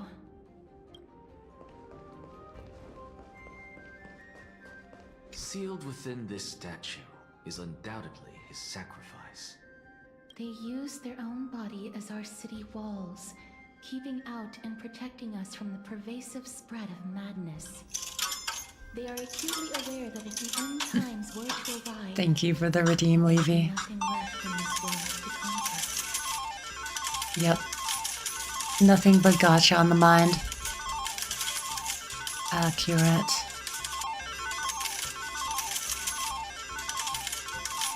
It, yeah, it goes on for a while. I appreciate it though. Honor, courage, tenacity, sacrifice. Did I miss my gotcha brain rot? Wait, did you step out for a bit? That was hilarious, saving that for next time we do polls. Yeah, that would be a great time to redeem it. It did play on stream, Levy. In case you had to leave for a bit. And finally, the only thing that remains is reason. Cheer up, young lady. There is no need to shed tears over a glorious death. All farewells in this world are sorrowful, Lord Nias. No, young lady. As a warrior, I have witnessed too many bitter deaths. But now, all I feel is peace. I did not know until this moment that mortals could live their lives in such a way. Nah.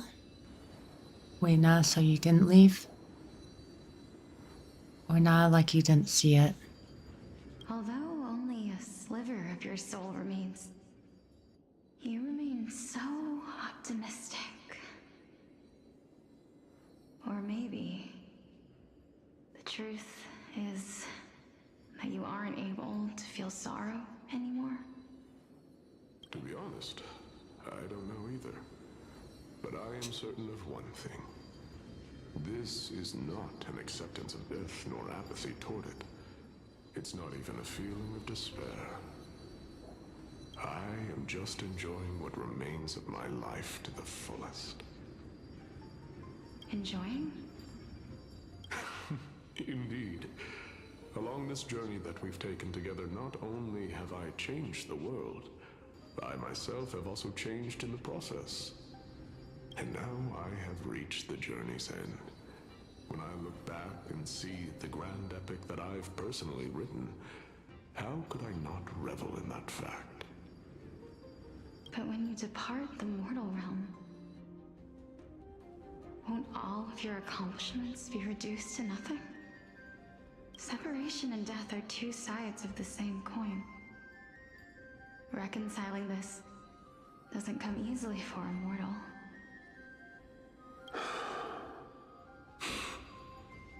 Finally, let me recount to you a story of mine, young lady.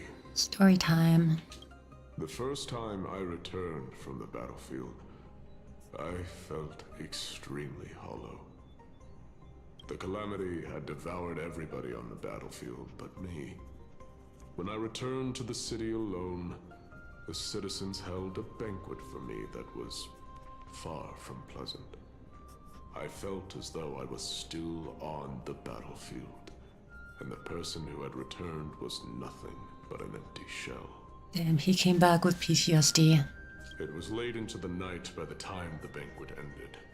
My head still reeling, I returned alone to the barracks. On the way back, I encountered someone. It was a crazed scholar looking at the night sky and muttering to himself by the side of the road. Although I tripped over him and fell, I wasn't angry in the slightest. And maybe because I saw myself in him, I inexplicably asked him a question. Do you think that it'd be better if we just died on the roadside like a couple of stray dogs? No, that would be an odd experience. You're looking up at the sky, and then someone trips over you and then asks, do you think it'd be better if we were just dead? How do you even respond to that? To my surprise, he shrugged his shoulders and sighed. How does someone who is currently experiencing death, dying and living, afford the same amount of bliss? I guess that's how you respond. Now please go away and don't block my starlight. Are you trying to say that there is no difference between living and dying? For they are both journeys that lead toward death? That's exactly what life is, and death is, but a scale to measure how valuable the journey was. Journeys and epics are only glorious and magnificent because all things eventually fade to dust. Therefore, young lady, don't detest your fate. Instead, willingly and respectfully embrace it. The embodiment of strife telling me about the majesty of the world. Indeed. I believe that when the fated moment eventually arrives, you will be able to understand my words. Nias was a super chill, wise dude in the present, and he was also in the past It's time for too. me to knock on death's door. I will set up a long table at the end of the road and humbly await your arrival. When that moment finally comes, let us drink and be merry then.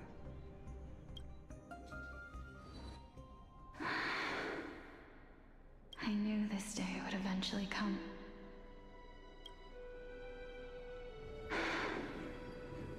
Who the hell starts a conversation like that and just sat down?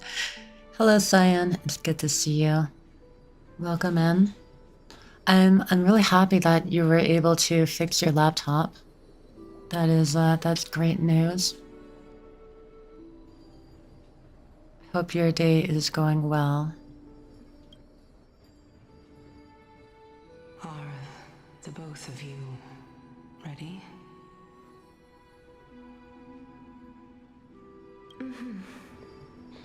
Polixia, Oh, wait, is this her sister?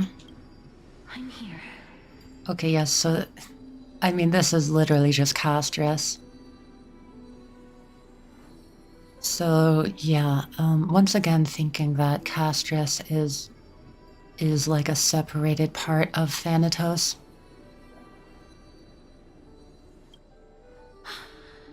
What? This...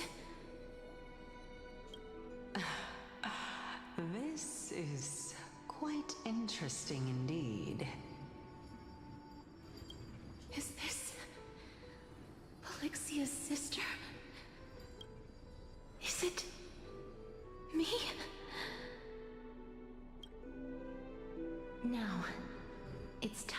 to fulfill our promises.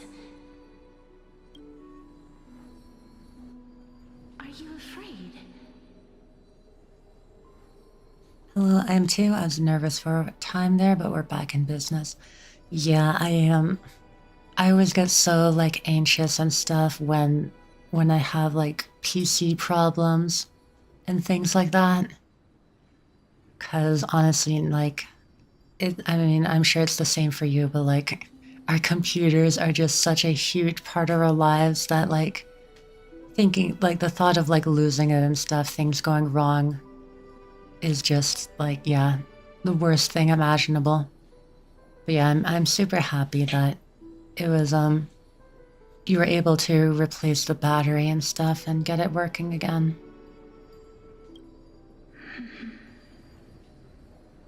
What are you afraid of? That I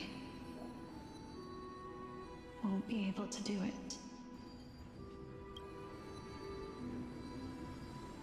You shall wither, and through that, the dead will sprout again from the remains, and be reborn with the dead flame. Yes, once again, if their designs had been swapped, instant pull. I would not hesitate. As foretold in the prophecy, and according to our vows, once it all ends, we must face our fated moment head-on. Even if it was prophesized, do we have no say in the matter? It's so unfair. Why are we the only ones who are forced into mutual destruction? I just wish me and technology got along more. One of these days, I'll have a scuff-free day. Yeah, I feel you.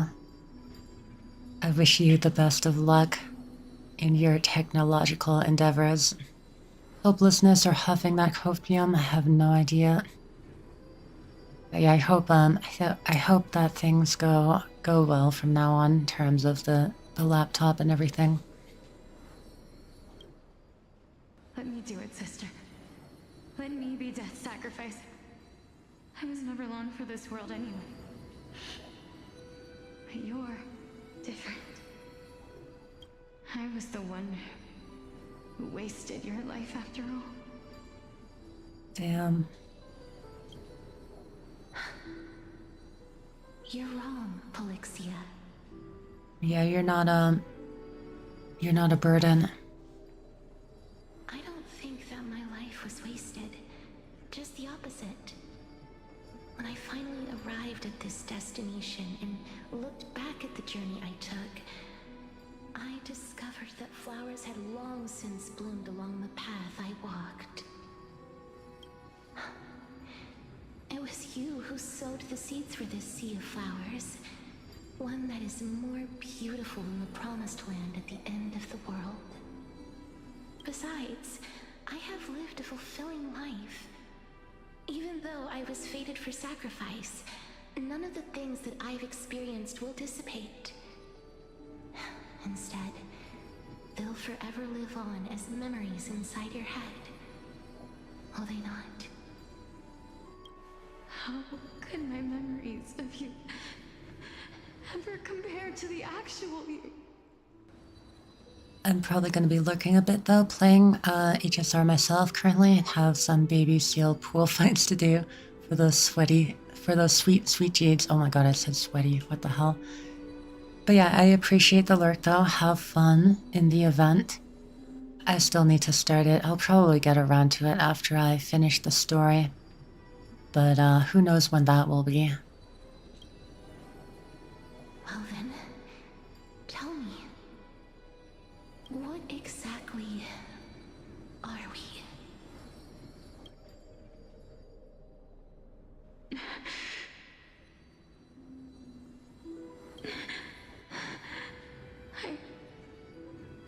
I don't know. I don't know either. But regardless of what the answer is, regardless of how we're shaped by others, or even by this world, ever since we were born, the fact that we existed was predestined, and nothing could erase it. This is why I will always, always be by your side. We're twins, after all.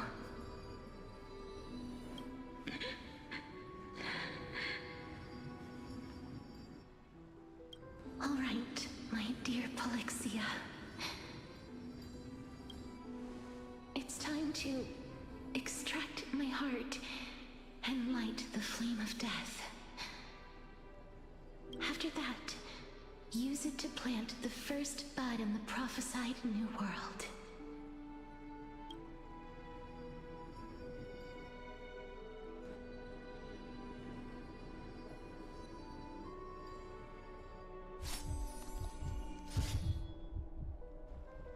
If I imparted my knowledge of the art of alchemy to you,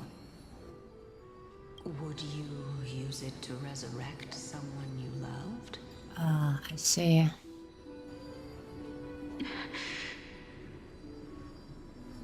Death is inevitable.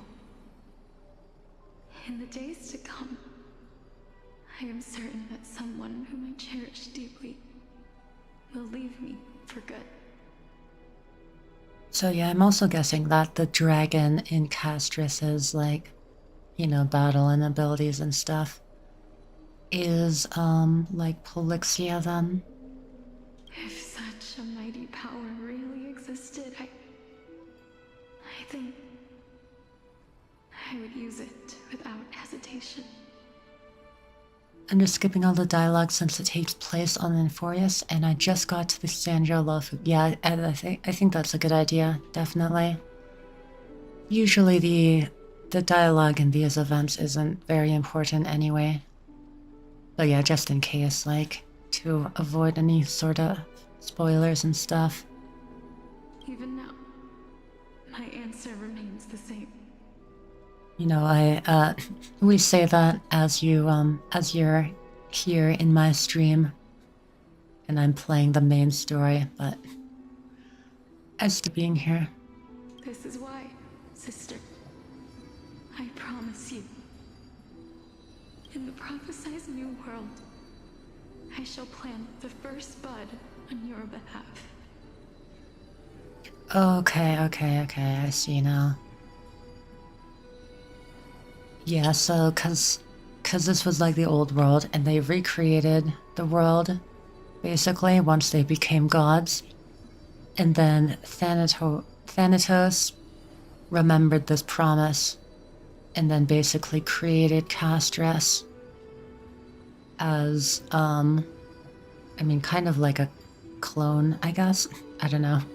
Bringing her sister back to life, although she did lose all of her memories. Go now. Return to the ocean god's treasured pearl. Our hometown. It's cool, I got that goldfish memory. I shall open wide the entrance to the nether realm and grant you a second life. The living beings on this earth shall respond to my call and lead you to the sacred daylight. Remember, do not look back on the land of the dead, and do not stop moving. In the new world promised by the prophecy, march toward your new life. As for the price of our equivalent exchange, let me be the one to pay it. Everybody, we've come to the end. Unfortunately, I am not compatible with the Supreme Being, so I was unable to completely fuse their soul into my own body. However, being able to glean all this from them is exciting enough.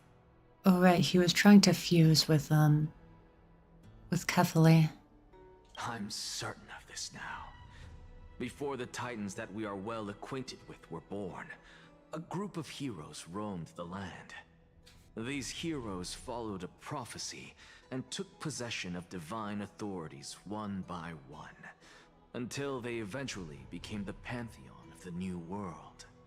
Oh, sounds strangely familiar. Just like the flame chase journey of today. Amphorius's history is cyclical in nature. Yeah, it kind of sucks though. Like, they became gods to save the world and thought they were creating like a much better place, like a paradise. But then it ended up just going down the same path of world-ending apocalypse and having another group of heroes having to sacrifice themselves for the same thing all over again. What a startling revelation. This means that the demigods, who bear the core flames, will also become the new titans at the world's end, thereby shaping a new world? Hoyo really does like their Samsara stories. I believe that this is the truth behind the Era Nova, as mentioned in the prophecy. This is utterly unbelievable.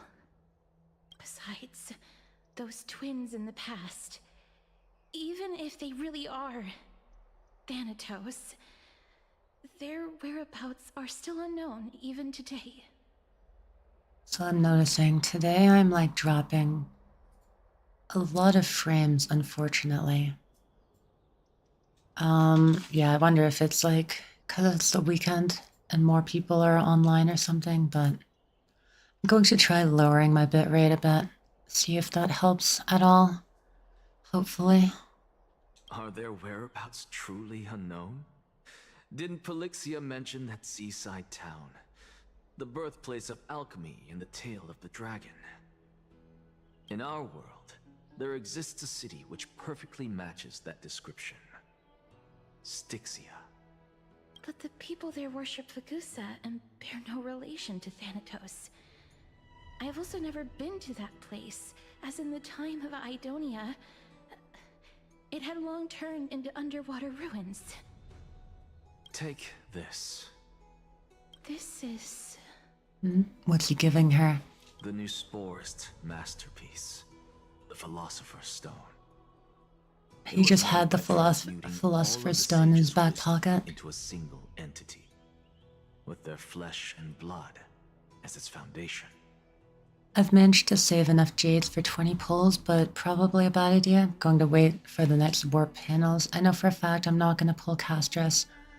And I want to stop pulling Gallagher and Lynx over and over, even if those Eidolons are nice. They are good characters to have, if you don't have a lot of limited sustains. But yeah, good idea to wait. Remember? I've mentioned before that the art of alchemy is all about conversion, tempering, and ascension. This process also applies to the pursuit of truth. Regardless of how unbelievable this sounds, the truths of the world have been refined from the impurities. Think about the story of the dragon. This stone will lead you to your real hometown, allowing you to reform the door to the Netherrealm and discover Thanatos' fate. Oh, it has been another hour, so I'm just going to quickly get up and stretch now.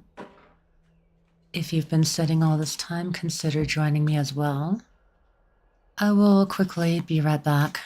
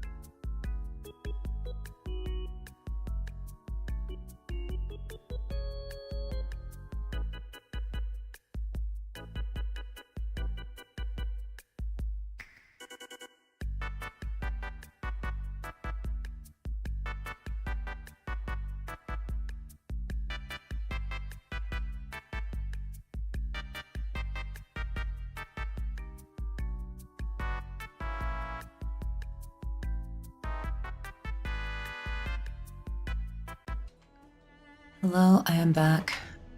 Thank you for your patience. But yes, we have found the way to find Thanatos and discover more about Castress's past, sort of, ish past, previous world incarnation. You still look as confident in your victory as ever. But what if your conjecture is wrong? Simple. I shall merely admit to the entire world that my experiment was a failure. At least he's honest. However, my line of thinking will not fail, because I have already planted the seeds of doubt into the hearts of the masses. Actions speak louder than words, Castoris. With the assembly about to begin, don't forget the promise you've made. I've already searched for so long. I'm willing to try one more time. While we converse, her life is also slowly slipping away. But before I leave, I have another question. What exactly did we witness just now? Okay, they've got to repeat it in Paimon language just to make sure everyone understands. That was the world imprinted in Kefali's soul. Yes, and Kefali was Kalos. If we are to prove its existence, you must take the final step. Go. Do not disappoint me. I understand. Okay, I'm glad they didn't just like recap the whole thing. Child of humanity. Don't get antsy. I still remember the question you posed to me. I don't remember it. As a scholar, I do not wish to offer up ambiguous conclusions. Let's discuss this topic again when she manages to find the evidence. I merely wanted to ask, was that stone transmuted from your heart? If so, rebirth is no longer an option for you. Oh. Why not? When I was a child, I lost someone dear to me. When I was a teenager, I lost my faith. A while back, although you saved my life, I also lost my soul in the process. Damn, he's used to just having it rough. Now I'm merely forsaking my body. What's the big deal? Why are you always finding ways to die? Isn't it good to be alive? That reminds me, I watched his trailer and I really like it, but also one line that stuck out to me was someone was saying like the gods will scorn your existence or something along those lines, and then he just responds, I already do. And that was like, damn dude. This is but a necessary He's just like me, for real, for real. to transform into the purest of them all. Can someone who's dead even claim to be the purest of them all? Furthermore, if your hypothesis is proven correct, does it not just confirm that the myths are true, and thereby invalidate all your theories? No, it's just the opposite. If my hypothesis is correct, it means that I can actually ascend to godhood and reshape this absurd world that you all have created.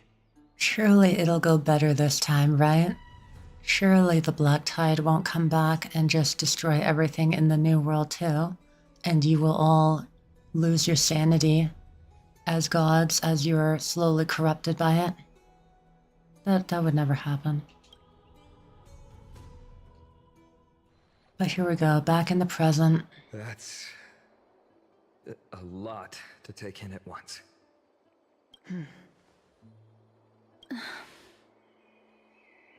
Lady Aglaia, please, let me explain.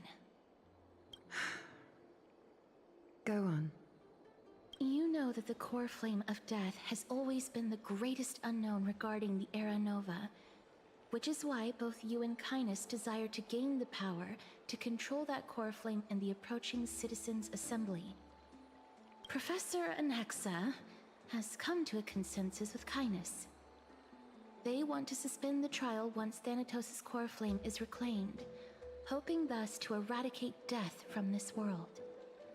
If they're successful, then the flame chase journey will cease, and Akama can enjoy everlasting peace. Just your average Saturday on Inforius. Yep. Pretty normal around here.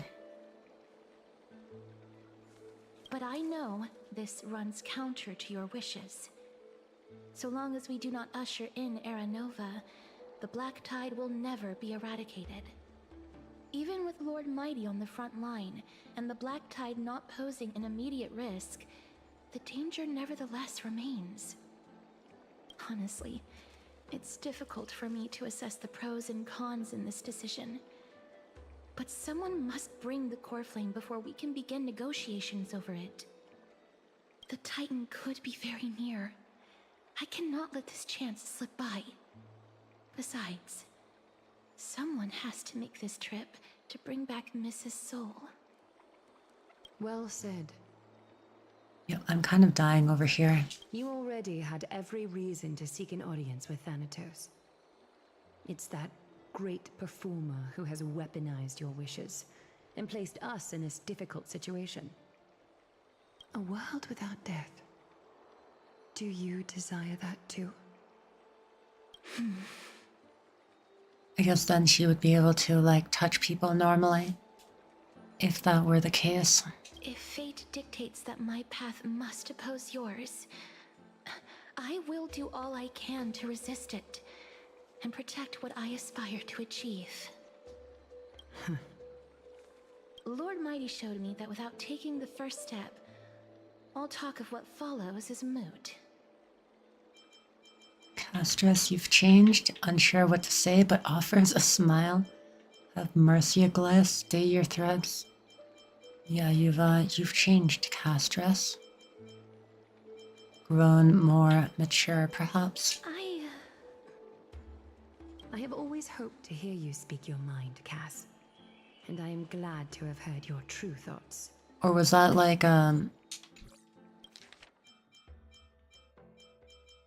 my bad. Was that like a criticism? Like, damn, I thought you were better than this or something? Styxia. I visited that place in the past. Though it is now an island surrounded by the river of Souls torrents, it's not hard to see its former splendor. Go. I will not stand in your way. As for you, you are someone who has cheated death. I believe you have more than enough reason to make the trip with Castris and meet the god of death himself. Castris, I too look forward to your journey. I wonder what kinds of new interpretations your completed story will bring to the Flame Chase journey. Thank you, Lady Aglaia. I hate to put a damper on this heartwarming moment, but if Styxia is now an island surrounded by the river of Souls torrents, then how do we find a way in? Lady Treby is probably... The answer is quite simple. In the myths, Zagreus once made the domain of the dead their treasure vault. That is to say, they could enter and leave the nether realm as they pleased. And if they could do that, then it follows that the demigod who inherited their divinity must be capable of the same. So this is where Cypher comes in. I have seen her, of course. People talking about her in the story and stuff, so I knew she was going to appear sooner or later. I'll see you at Memorial Palace at Action Hour tomorrow. Cypher shall be your guide to finding that ancient city. Yeah, I'm looking forward to, like, how she acts and stuff, what her personality is like. The tumultuous day finally comes to an end. Everyone disperses, each lost in their own thoughts. Hello, Ruka. It's good to see you. Thank God someone is playing a game on this platform that isn't Oblivion. How are you today? I'm doing good. Honestly, like Oblivion has just been on my mind 24/7. I'm addicted. Todd Howard, he's got me in a chokehold. And he's not letting go anytime soon. But yeah, today I thought I had to play Star Rail. I mean, I'm not just like forcing myself, but I did want to play it.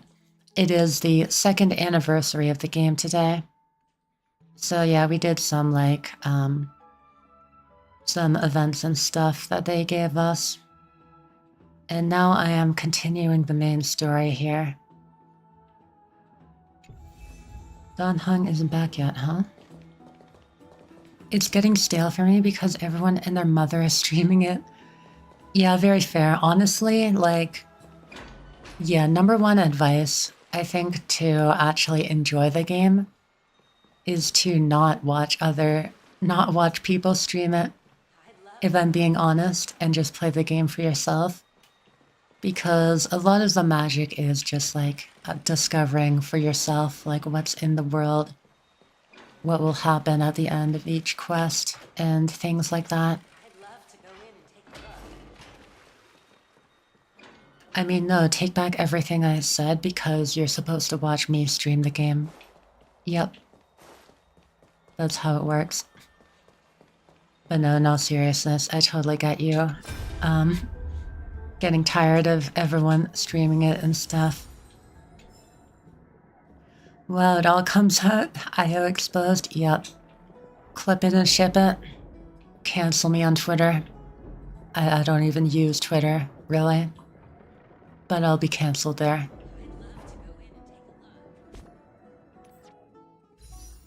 But yes, I think we're good to continue here. Is the debate finally over? Did you win? Hello, Paimon. I mean, Mem. The upper hand is ours. We thrashed them. Not exactly. We're tied with the Council of Elders. Yeah, I'll just be honest. We managed to win ourselves a glorious defeat. Won a glorious defeat? You sure know how to look on the bright side. ... Yeah, also, sorry, Levy. You've been, you've been waiting for me to stream Star Rail again, I know. Well, moving on. I was hard at work even while you were at the debate. I will probably be streaming more Oblivion though, like next week. Most likely I'll take tomorrow off and Monday, of course. Although actually, I forgot to mention this, but there's a Smash Bros tournament this weekend that like I'm very interested in watching. And I wonder if it would be fun to do like a sort of watch along thing. I'm not entirely sure. Because they do last for quite a long time.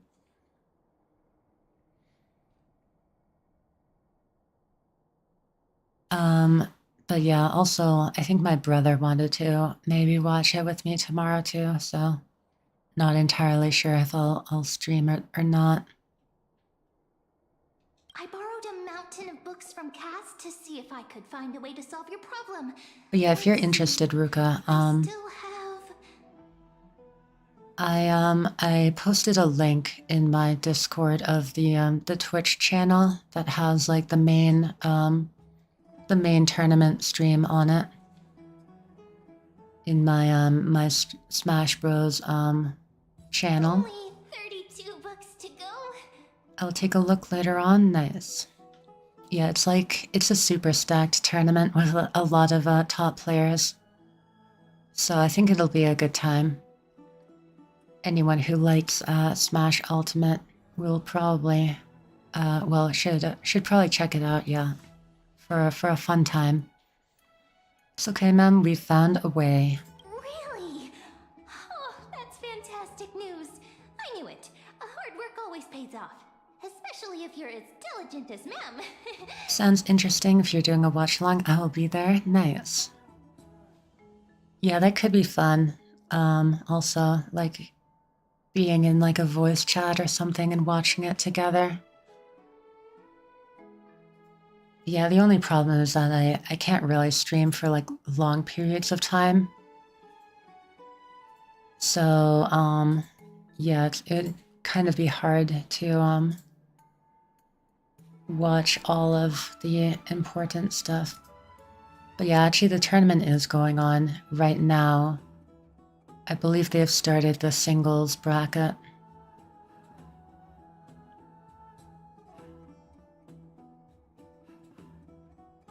I imagine people aren't too interested though in that who are here right now. I'm kind of just awkwardly pausing the story. Fantastic news. Hard work always pays off, especially if you're as diligent. Okay. I feel like a huge burden has finally been lifted off my shoulders. Why are my eyelids so heavy all of a sudden? What's going on? Oh, okay, so there is like a pause in the story again here. I wonder how long the next part is.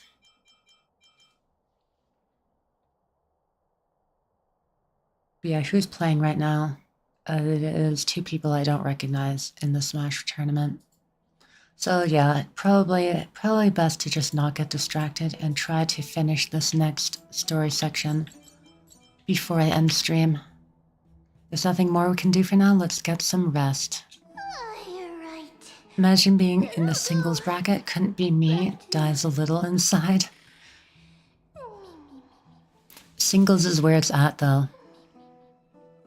That's always the most exciting part of the tournament.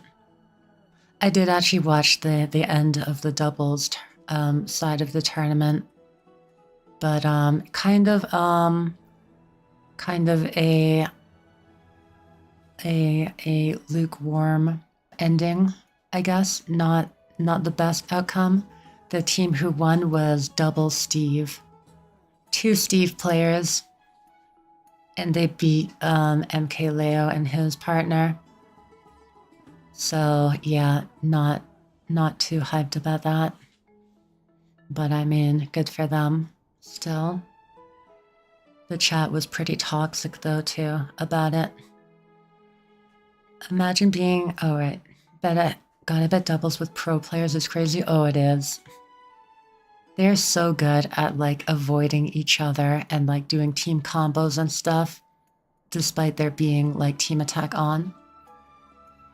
Streaming, viewing other streams while streaming. Exactly, Levy. You get it. That's the Twitch meta. Why is Steve still legal? People, I mean, like, it is a tough decision, I will say. Like, yes, he is a hated character and a lot of people don't like watching him.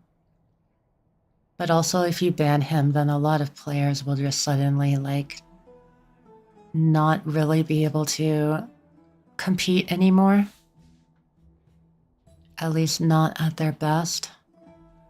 And then also just, like, yeah, it's like... It's always weird to have a limitation like that, I guess, in a game. I mean, I guess there's already limitations. You could make that argument, like items off and whatever, the stock, the number of stocks and the time limit and everything being a certain way. But still, like, outright banning an entire character, though, is like always like only ever a last resort, kind of. And we're still like maybe just barely not at that point, as annoying as it may be. It's still not like the end of the world to have Steve in the game. Fair, yeah. I still don't like... Well, honestly, I'd rather watch certain Steve matches than like a lot of Sonic matches, to be completely honest.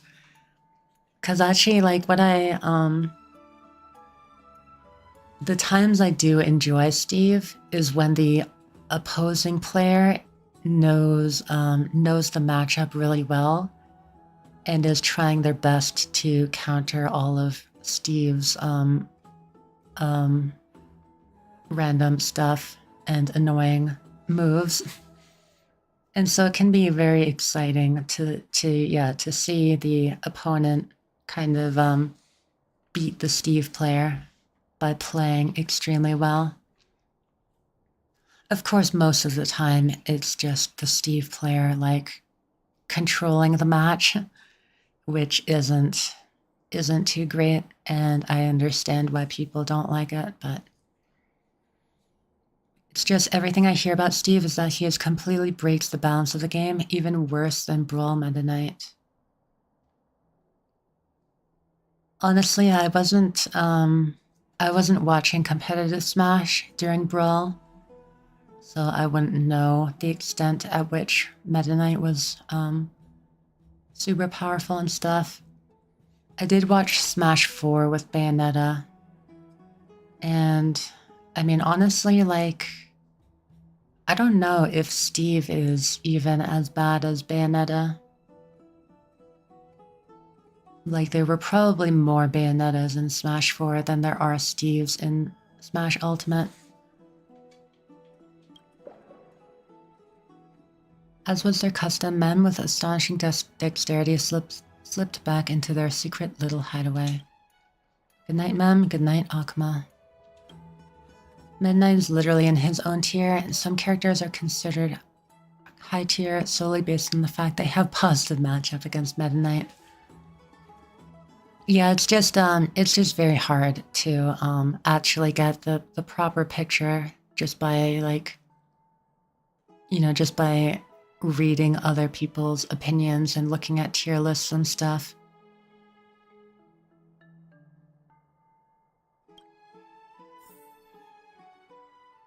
Later sometime in Akuma.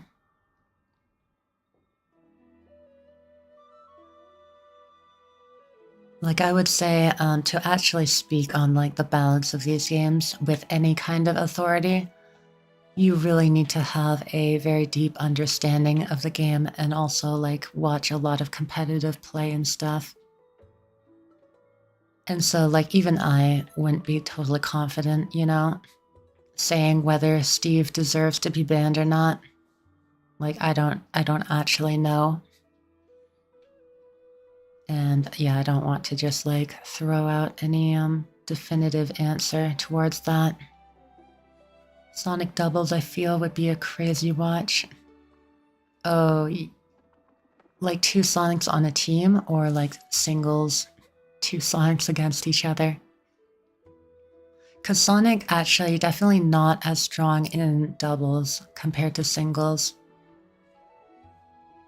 I don't even know if he's like a very meta pick. 2 Sonics on a team. Yeah, I feel like they would actually, they would get in the way of each other, in terms of like camping and stuff. And yeah, also it'd be, hold on, how to say? In general, there's just a lot less camping in doubles matches. And so Sonic being like his primary weapon is camping, is definitely not as strong in that mode. And yeah, he also just kind of controls the entire ground space.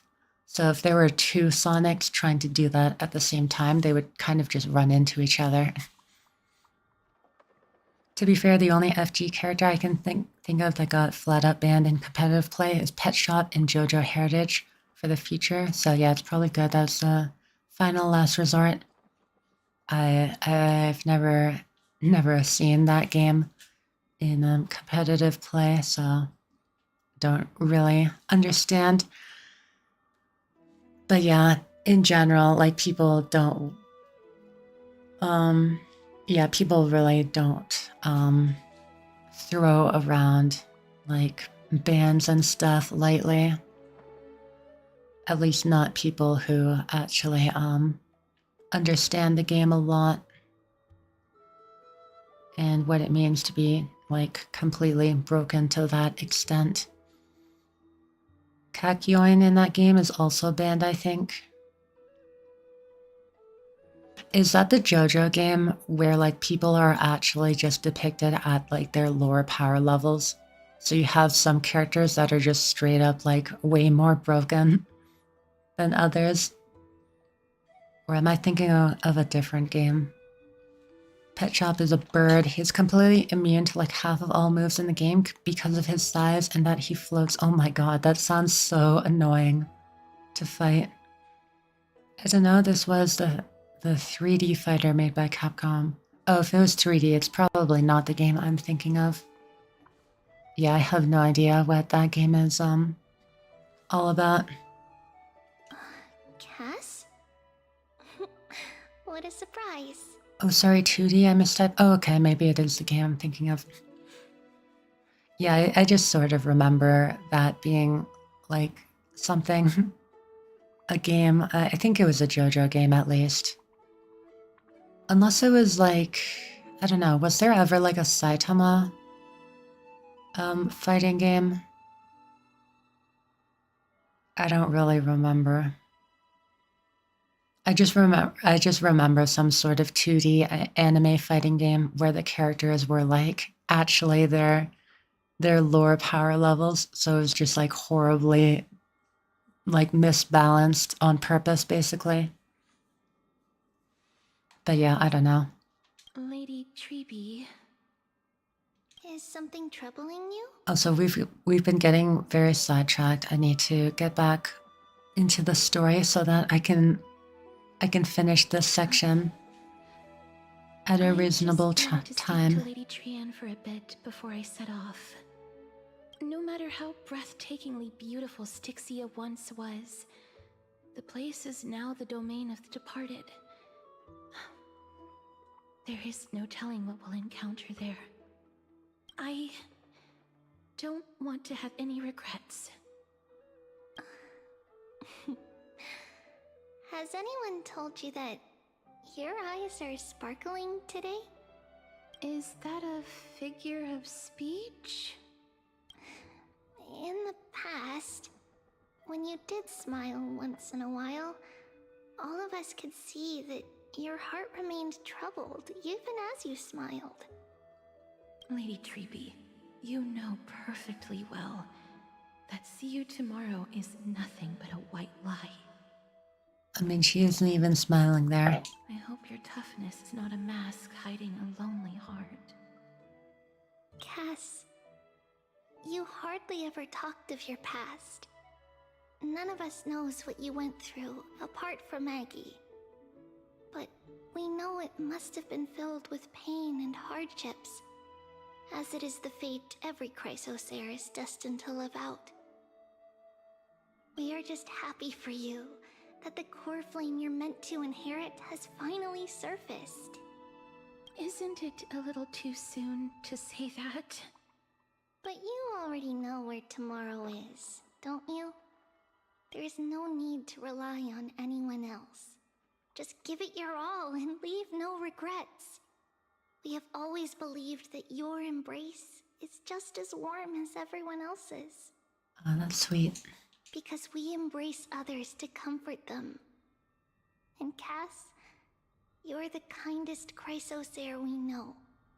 Thank you, Lady Treeby. This feeling... it's hard to put into words. I suddenly found myself with so many wishes. So much I want to accomplish before setting off. Then go do it, Cass. Trian was actually working on a surprise gift for you. It's a pity she didn't get to finish it. But now Trinan and I are working on it, and we'll make sure to give it to you. So, let's meet back here when you return from Styxia. Safe travels. See you tomorrow! At the same time, I can't sleep. Who could it be?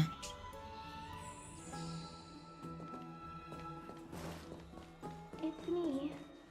Oh, Castress. What's up? I hope I didn't wake you. Is it another mission from Gaia? Sleep is a luxury when you're at my age.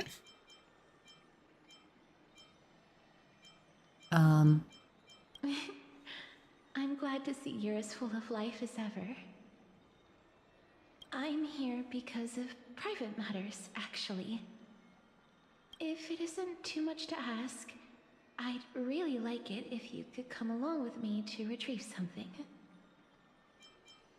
As expected, manual labor. Wow, I feel so sleepy all of a sudden. Sure, let's go. Aren't you going to ask me what it is? Sleep is a luxury at my age. I felt so curled up by that. Yeah, I've got to get like at least 8 hours of sleep. Otherwise, I will not do so well in the next morning. It isn't a long way from here. Shall we? All right. I thought we were gonna go to Styxia, but I guess we have a date with Castress before then.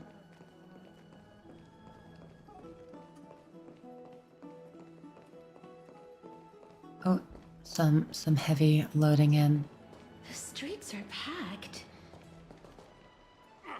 And, yes, once again, cutting off her lines. I hate when they do that. Take your ceramic shard engraved with the Kethali rune, select the Council of Elders in your heart, and pray silently until the shard registers your choice. Then toss it into the Dolium. The Council of Elders? More like the Council of Buffoons? The Black Tide Wow, good were one. my hometown long ago! Who are they kidding with bringing back Erechrysia? It's all a shame to create their own Erechrysia in Akama! The Titans are just. So long as we do not overstep our bounds again, we will not incur divine wrath. Oh, please. The time when these deranged Titans should have vacated their spot to the demigods is long overdue. You'll see soon enough, you old bogey. And I pray that Talanton smacks some sense into you with their scales. We shall see how this turns out. That was quite a spectacle. Just another peaceful day in Akama. Watching people squabble is kind of fun. Just another peaceful day. I suppose peaceful is technically correct if no actual violence happened. To this day, I still find it almost unreal that Akama is the only place illuminated by light amidst the crumbling ruins of Amphorius. And its people are even holding votes to reconcile differing opinions. This peaceful sight is making me forget that this is the end times. This is what the Flame Chief's journey is all about. Shouldn't you have gotten used to it by now?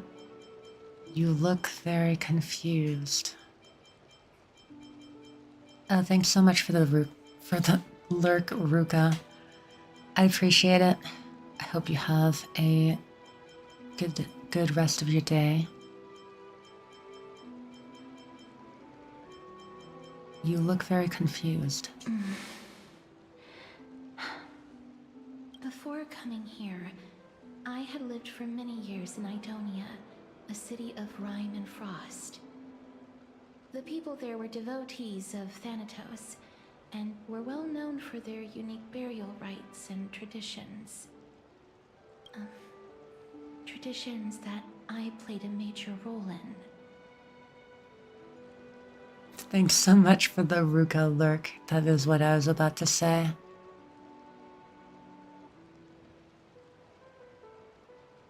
Because of the curse on you? Yes. You now know me as the Mortician of Akama. But back in those days, I was Idonia's Maiden of War.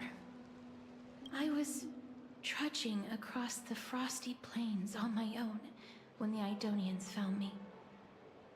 They saw the curse in me as a blessing from Thanatos, and believed that my hands could correct the Arachrysia's mistake and lead them to meet the great god of death.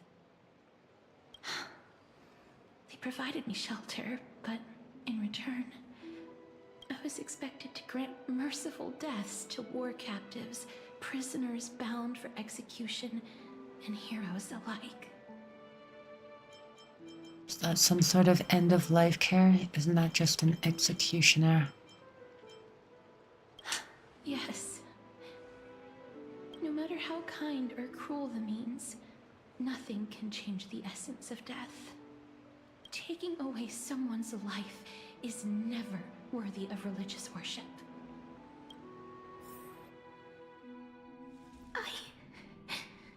I can't do it. Their voices, they pierce my ears.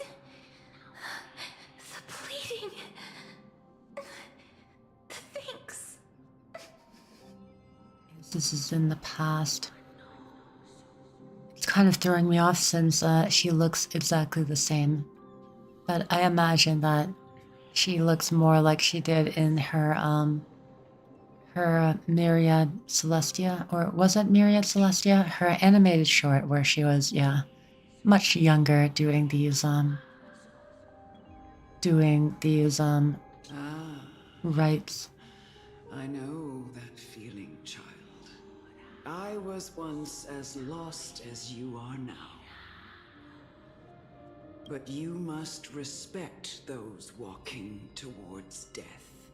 Just like how you should respect yourself as the Holy Maiden granting humans glory and liberation. What you're asking me to do is no better than the task of an executioner. And yet you want me to respect myself. No matter the titles, I am still taking away human lives. This won't be the first time that Edonia's fanatical nether warriors have faced death. On the contrary, recruits new to the battlefield often run away from their first fight. Death is the mightiest and gravest power in this world. The fact that you can wield it means you are deserving of respect. That's such a twisted reason. Then let me tell you a story.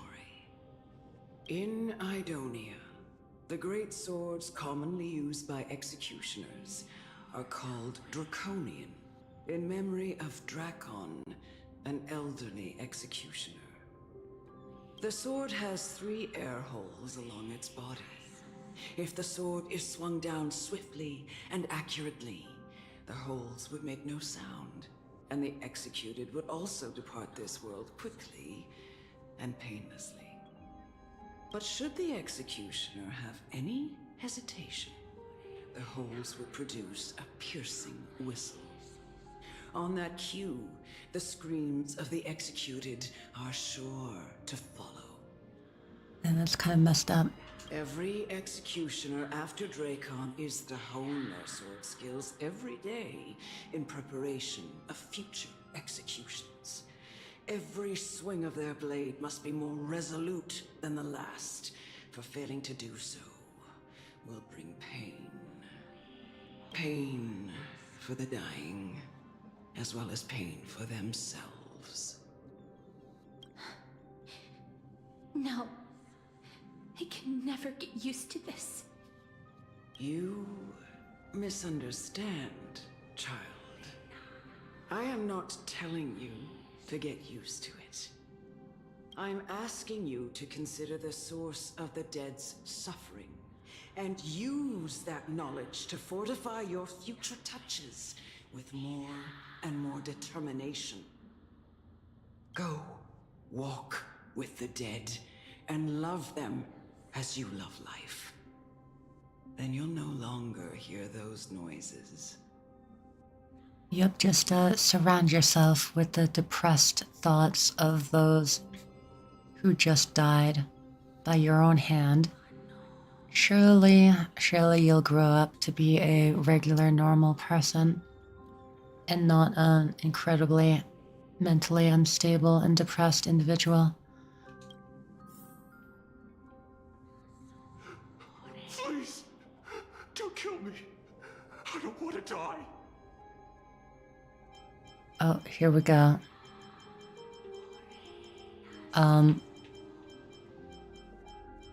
I guess we'll try to get more dialogue or something. This is your duty. Remember, consider the source of the dead. Thank you.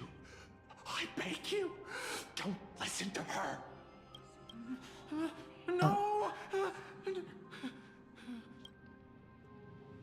You gently touch the prisoner's forehead with your finger. His face is pale, his eyes flicker with fear, and his body trembles uncontrollably.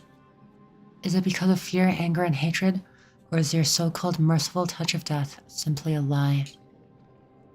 The dark purple models spread like petals across the death row's inmate's face, then seemed to be submerged by spring water, flooding his body.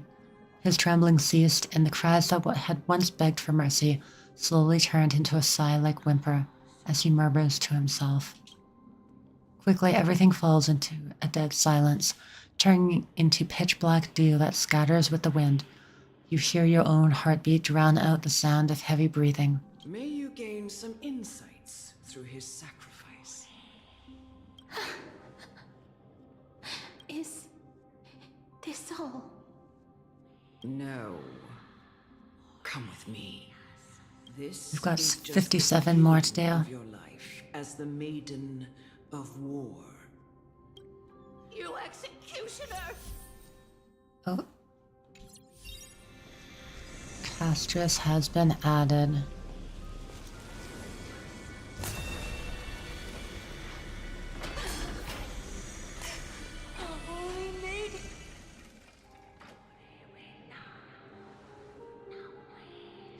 Oh, touching her right on her chest. Do it then. Oh, there's some monsters here. Sure. I guess this is our caster's trial. Oh, did her technique ran out? Embrace a new life. Right before I entered combat, I guess. Darkness with me.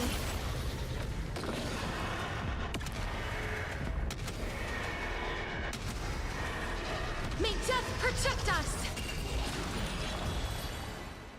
Do it then, executioner.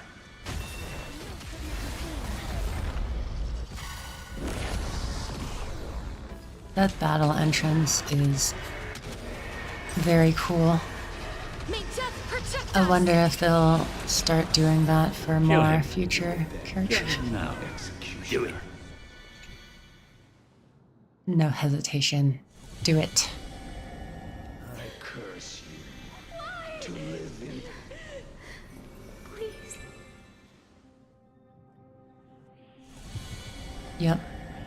When will this? You heard Palpatine. We just have to do it.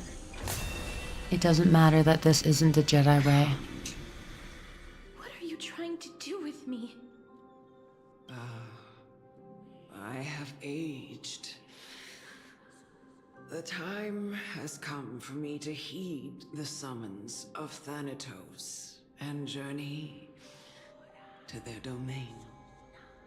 The final resting place of every Idonian. You're not that old yet. You still have many, many years ahead of you. No. I'm already dead. Teleports behind you. For I have come to fear my declining health and impending death. Ah, Castoris. Will you give me one last chance to charge towards fear and prove that I am no coward? I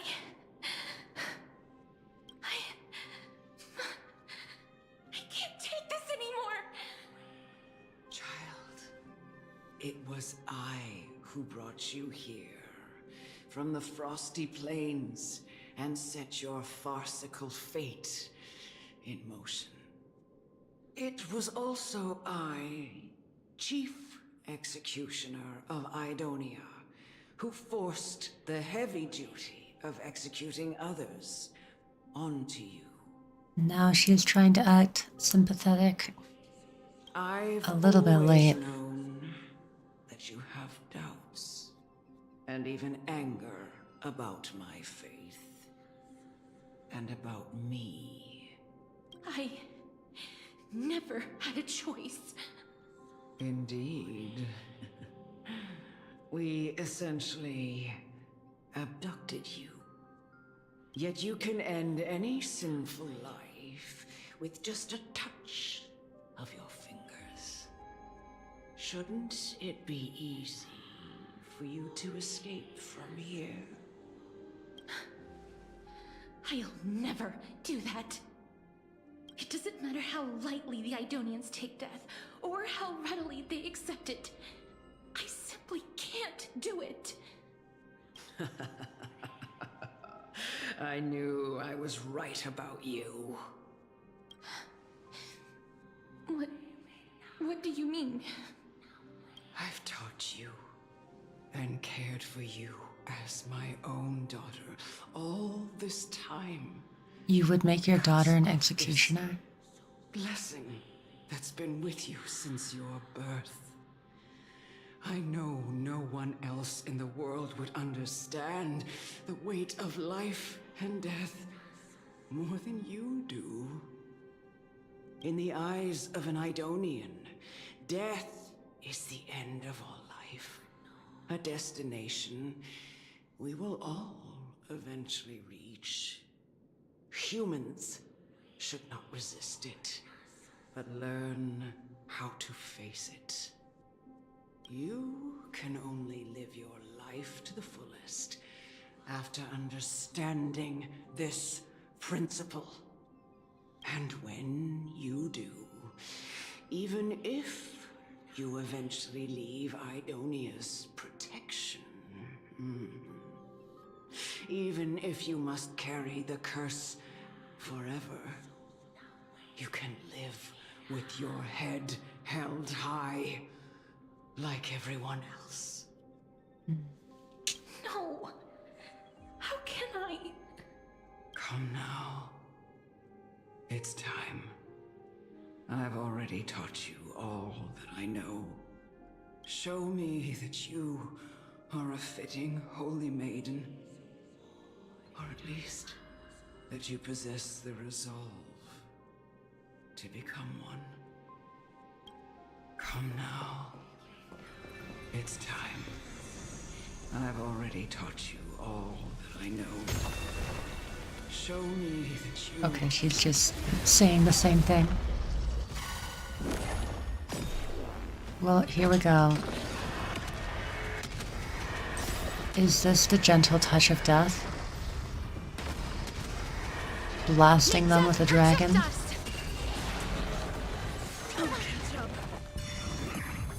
Stay in step. Oh, right. I was using Harmony, main character in a Divergent universe. The mood is set. Oh well, break Castress. This is the secret meta. Dreams do come true. Please cherish this time. This mortal will watch over you, guide you on your path. Break Castress with sub DPS Zila. Doubt farewell. Root here. I'll end your misery. Oh yeah, Zila. Oh, this is very nice art.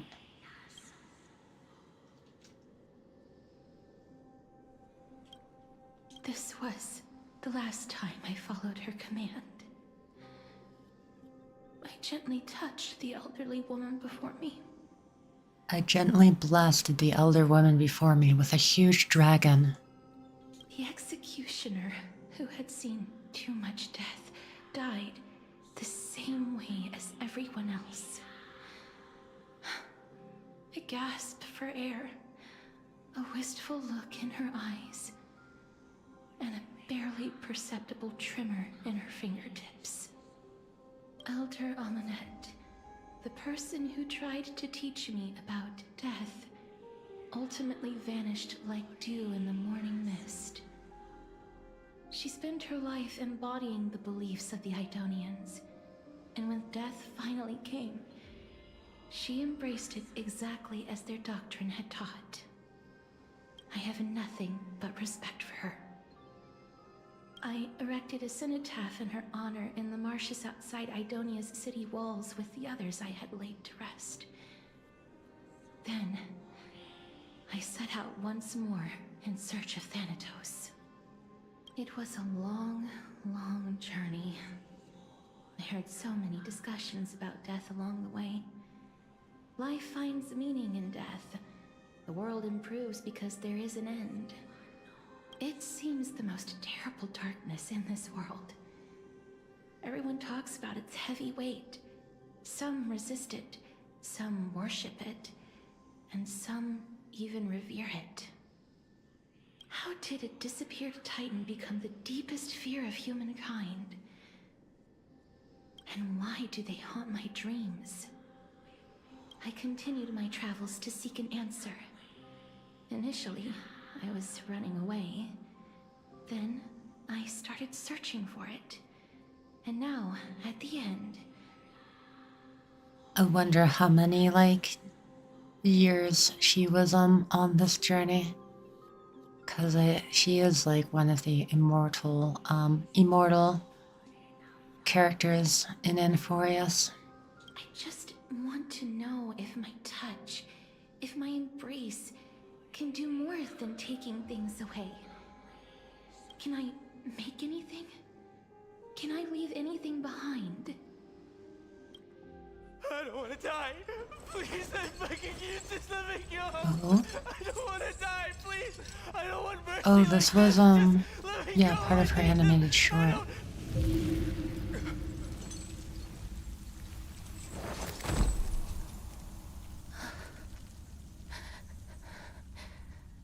I hate these icy hands.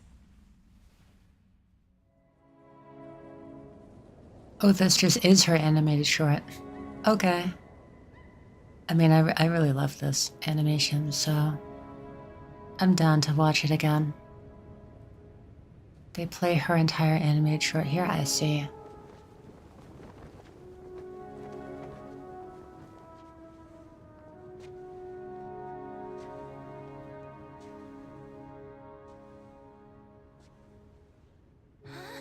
Actually, I wonder, how many players there were, before now, that just never watched, the videos they make and stuff on YouTube. Because I'm sure there were some players, at least some, who only played the game, didn't really engage in the, outside, multimedia stuff.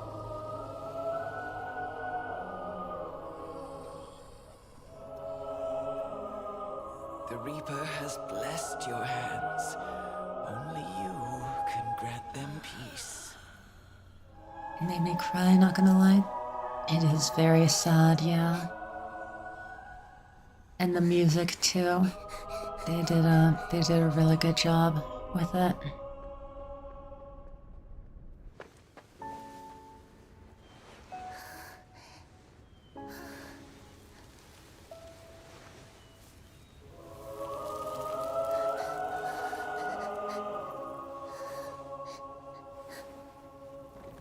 Embrace death.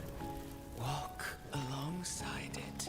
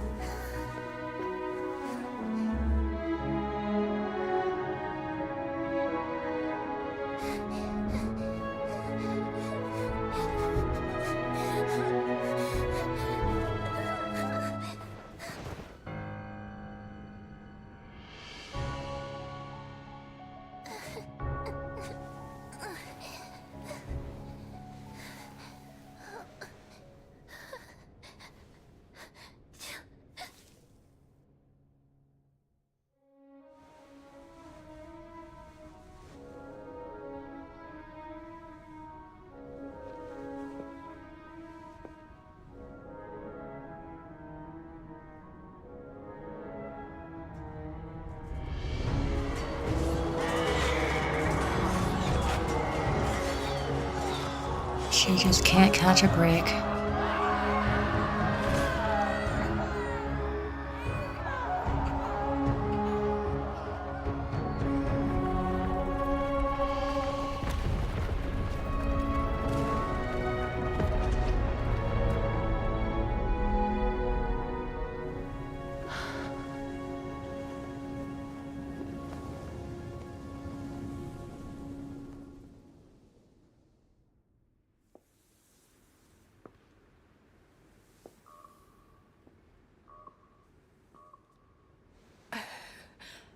Is that you, Casteress?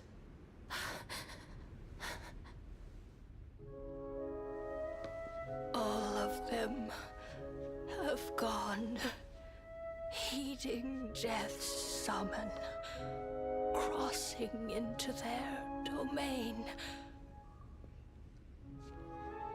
I must go too. I don't fear it, just I have some regrets.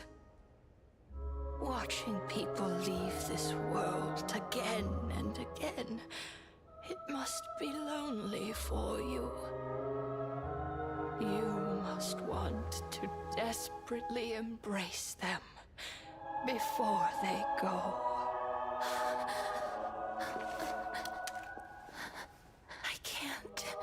These hands, they're too cold.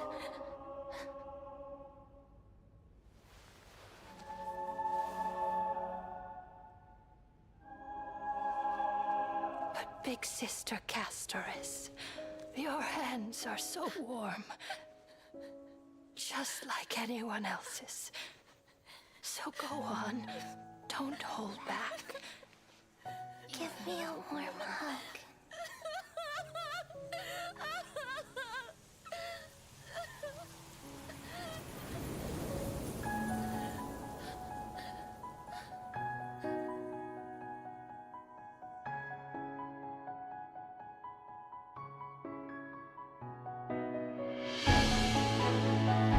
This part of the music is so good.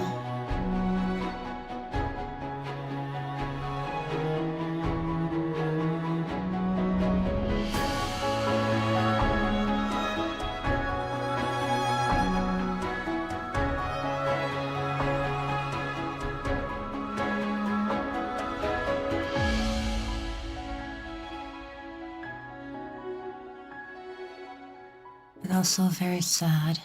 A life she will never get to have.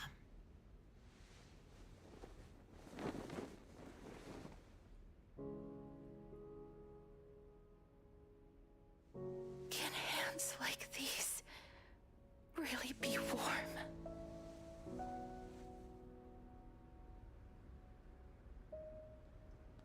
Castress is too nice to have this sort of power.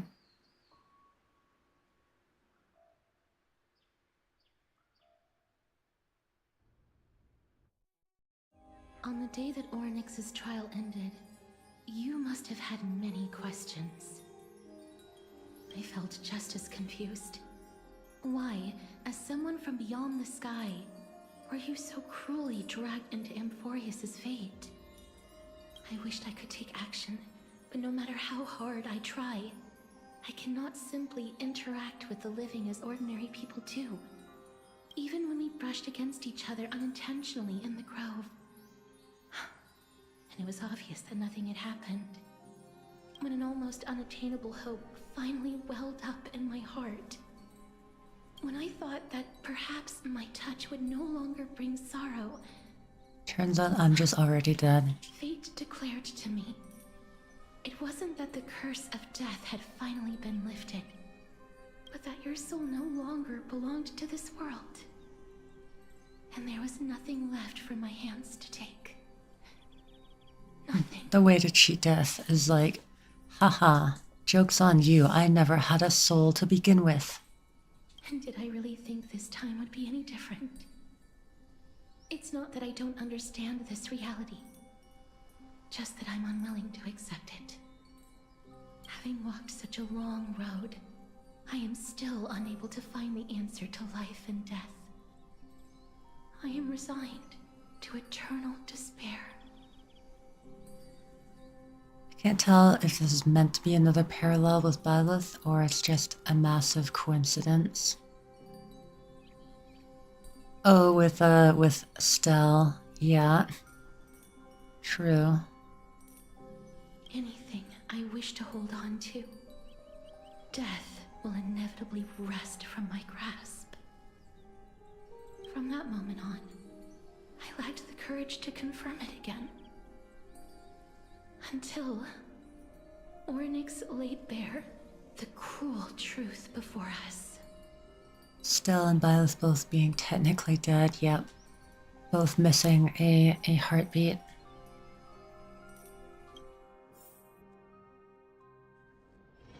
But now, perhaps I might have one last chance.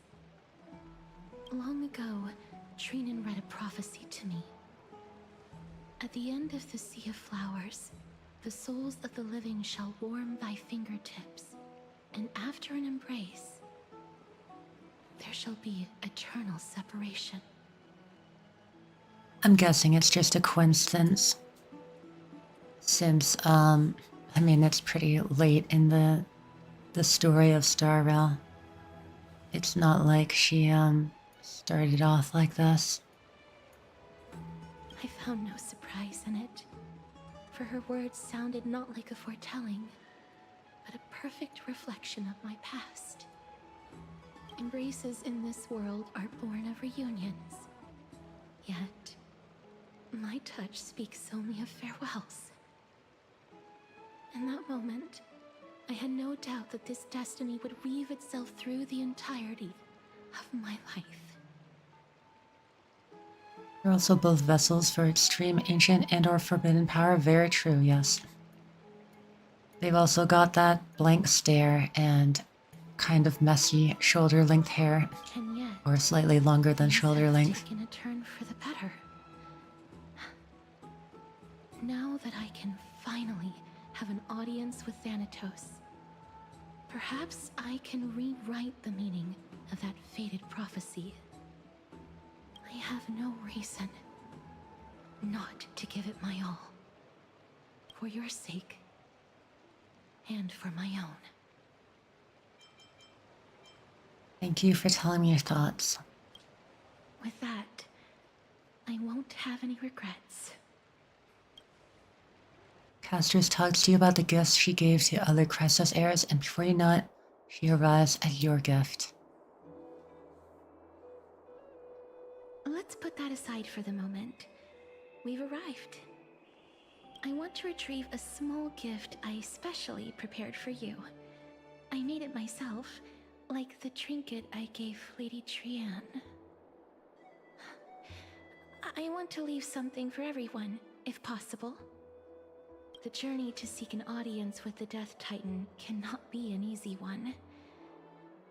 I want to make full use of every moment I have before we depart, so that I don't have any regrets. Oh, hello again, Jakar. It's good to see you back.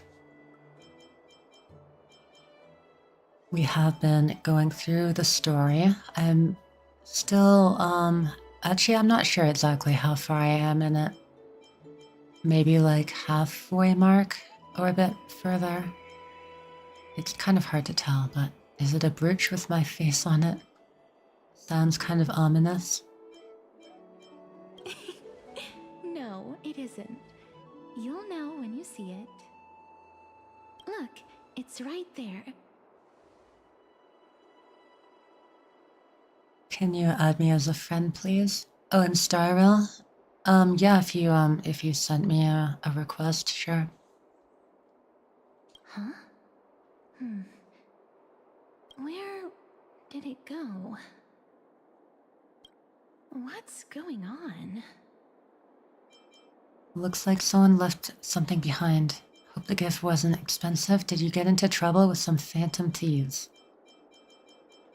I am not some corrupt grown-up. What's this? Oh, looks like, perhaps Cypher The coin of was here. Zagreus and a slate. So it's her.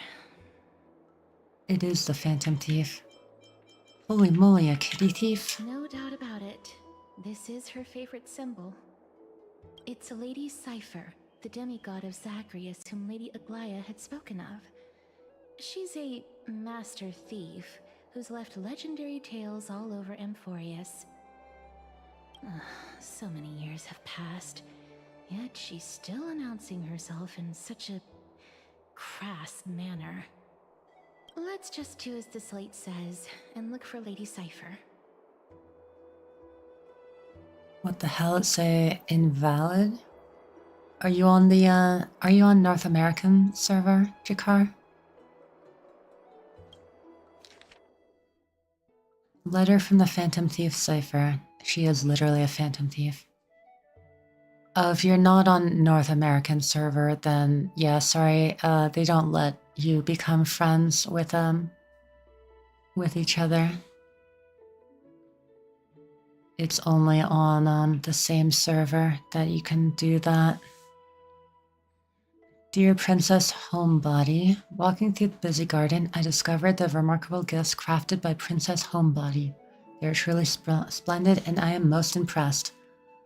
I'm also taken with your charming presence, prepared for fellow Chrysos heirs. In your right parlor, I had observed the beautiful felt dolls, beige and lavender striped tapestry, the classic Idonian tripod table, and in the left parlor, the jewelry and exquisite art pieces meant as gifts. Should we try to like pair them up? Felt dolls for Tribby. Beige and lavender striped tapestry. Maybe for my day, that one. The Idonian tripod table is for Finon. And of course the jewelry and art pieces are for Aglaia. A little sad, I guess. Yeah, too bad.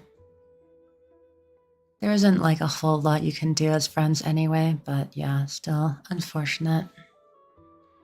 This time I've claimed only this modest gift I fear would attract tasteless little thieves, so I shall safeguard it for now. Naturally, I've left appropriate payment, a single coin. If the price displeases you, feel free to negotiate its return. Though should that happen, I won't be satisfied with merely one coin. Should you wish to find me, visit the Marmorial Market. There lies a golden short spear I've left. You know what to do. It shall guide you to me, and before you ask, I won't accept any questions. Please forgive the small intrusion and accept my highest regards. P.S. Who displays biological specimens at home? They're quite unsettling. You might want to store them away when entertaining guests. P.P.S. Despite your considerable investment in the Idonian ossuary hanging in your parlor, I regret to inform you it's a fake. The original was craftily switched by those cunning scholars of the Grove of Epiphany. The full story can be found in the yet unpublished Memoirs of Kyphera. Sincerely, Kitty Phantom Thief. Genshin is fun on that context. Oh yeah, where you can do like multiplayer and stuff. Yeah, definitely much more to do there. You can flex your characters. Yeah, that's the main thing. And just using, borrowing characters for like grinding. To retrieve the gift and teach Kitty Phantom Thief a lesson, you head to the market and find the short spear she left behind. Look, it's right there. Okay, they just put us right in front of it. Io, can I ask you something? Sure, yeah. I was actually thinking I might, I might wrap up stream now. I started feeling a bit worse during the castress section, so I figured I shouldn't, probably shouldn't really stream for much longer. And yeah, I think this is a fine stopping point. Decent enough at least where, yeah, we'll pick it pick it back up and meet Cypher in the next one. Yeah, I was gonna call it soon too. Take rest. I appreciate it. Do you wear shoes inside? Never. I would never do such a heinous act as that.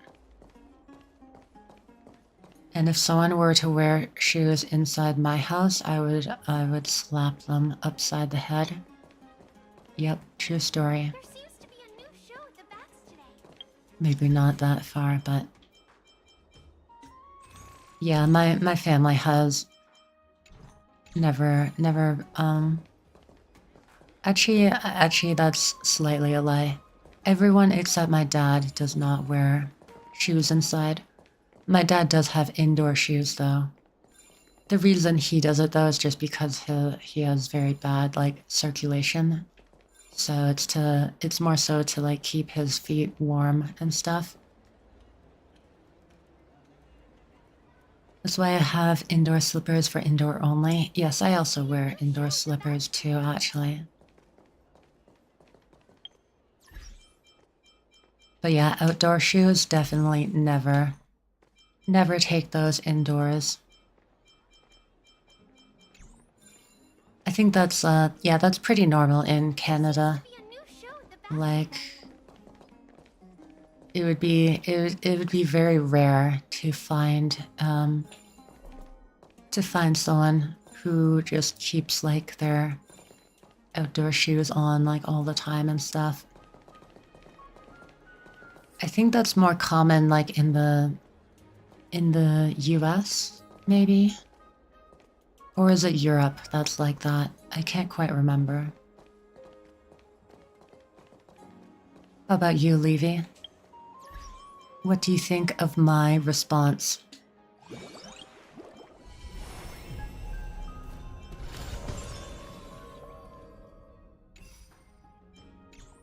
But yes, also, I'm glad to play today. Do the anniversary stuff. Get a little bit further in the story. I'm not sure when I'll actually finish it. I know I'm behind and stuff. Most people are already done, I think. I should not have opened this. Oh, eyelashes are fluttering? That's the look of someone lost in thought. Time for a bedtime story. I love stories, but I adore them more when Eyelet tells them. Wait, I already read this before, didn't I? Yeah, okay. So shoes inside is just an American thing? Okay, yeah, so it is the US then that does it. Some people in Europe definitely wear shoes inside. I've still got some stuff to do. Oh, in the story, yeah.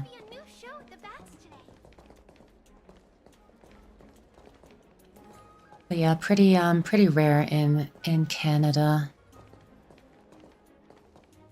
And I'm sure it's sort of the norm would change between states in the US, I'm sure. But yes, thank you all for watching the stream. I appreciate it. I had fun today. Good to return to Star Rail, just for a bit, at least. Next week, yeah, I will probably start streaming again on Tuesday as usual. And then, yeah, I'm also looking forward to watching Smash Tournament today and tomorrow. I think it's probably unlikely that I'll do a watch party. I don't know, I feel like not too many people are interested. But also I might just want to like watch it while lying in bed or something. But I mean, for anyone who is interested in it, I'll post a link to it here. If you, yes, if you do like competitive Smash Ultimate, I think this tournament will be a very good watch. Lots of top players in it, so it should be a fun time. I I'm losing my windows and stuff. But yeah, have a good rest of the day. I appreciate it. Thank you all. Thanks for watching. Oh, I should raid someone. I am trying to remember to do that more often. Noise.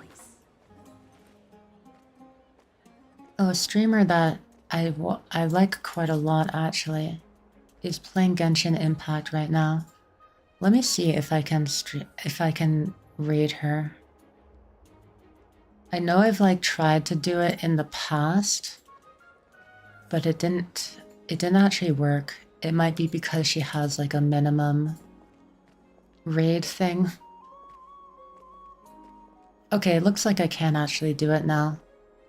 She probably has like some setting that's like minimum 5 viewers for a raid or something like that. But yeah, her name is Roasted Oolong. Very relaxing and chill streamer. I enjoy watching her quite a lot. She always streams on the weekends.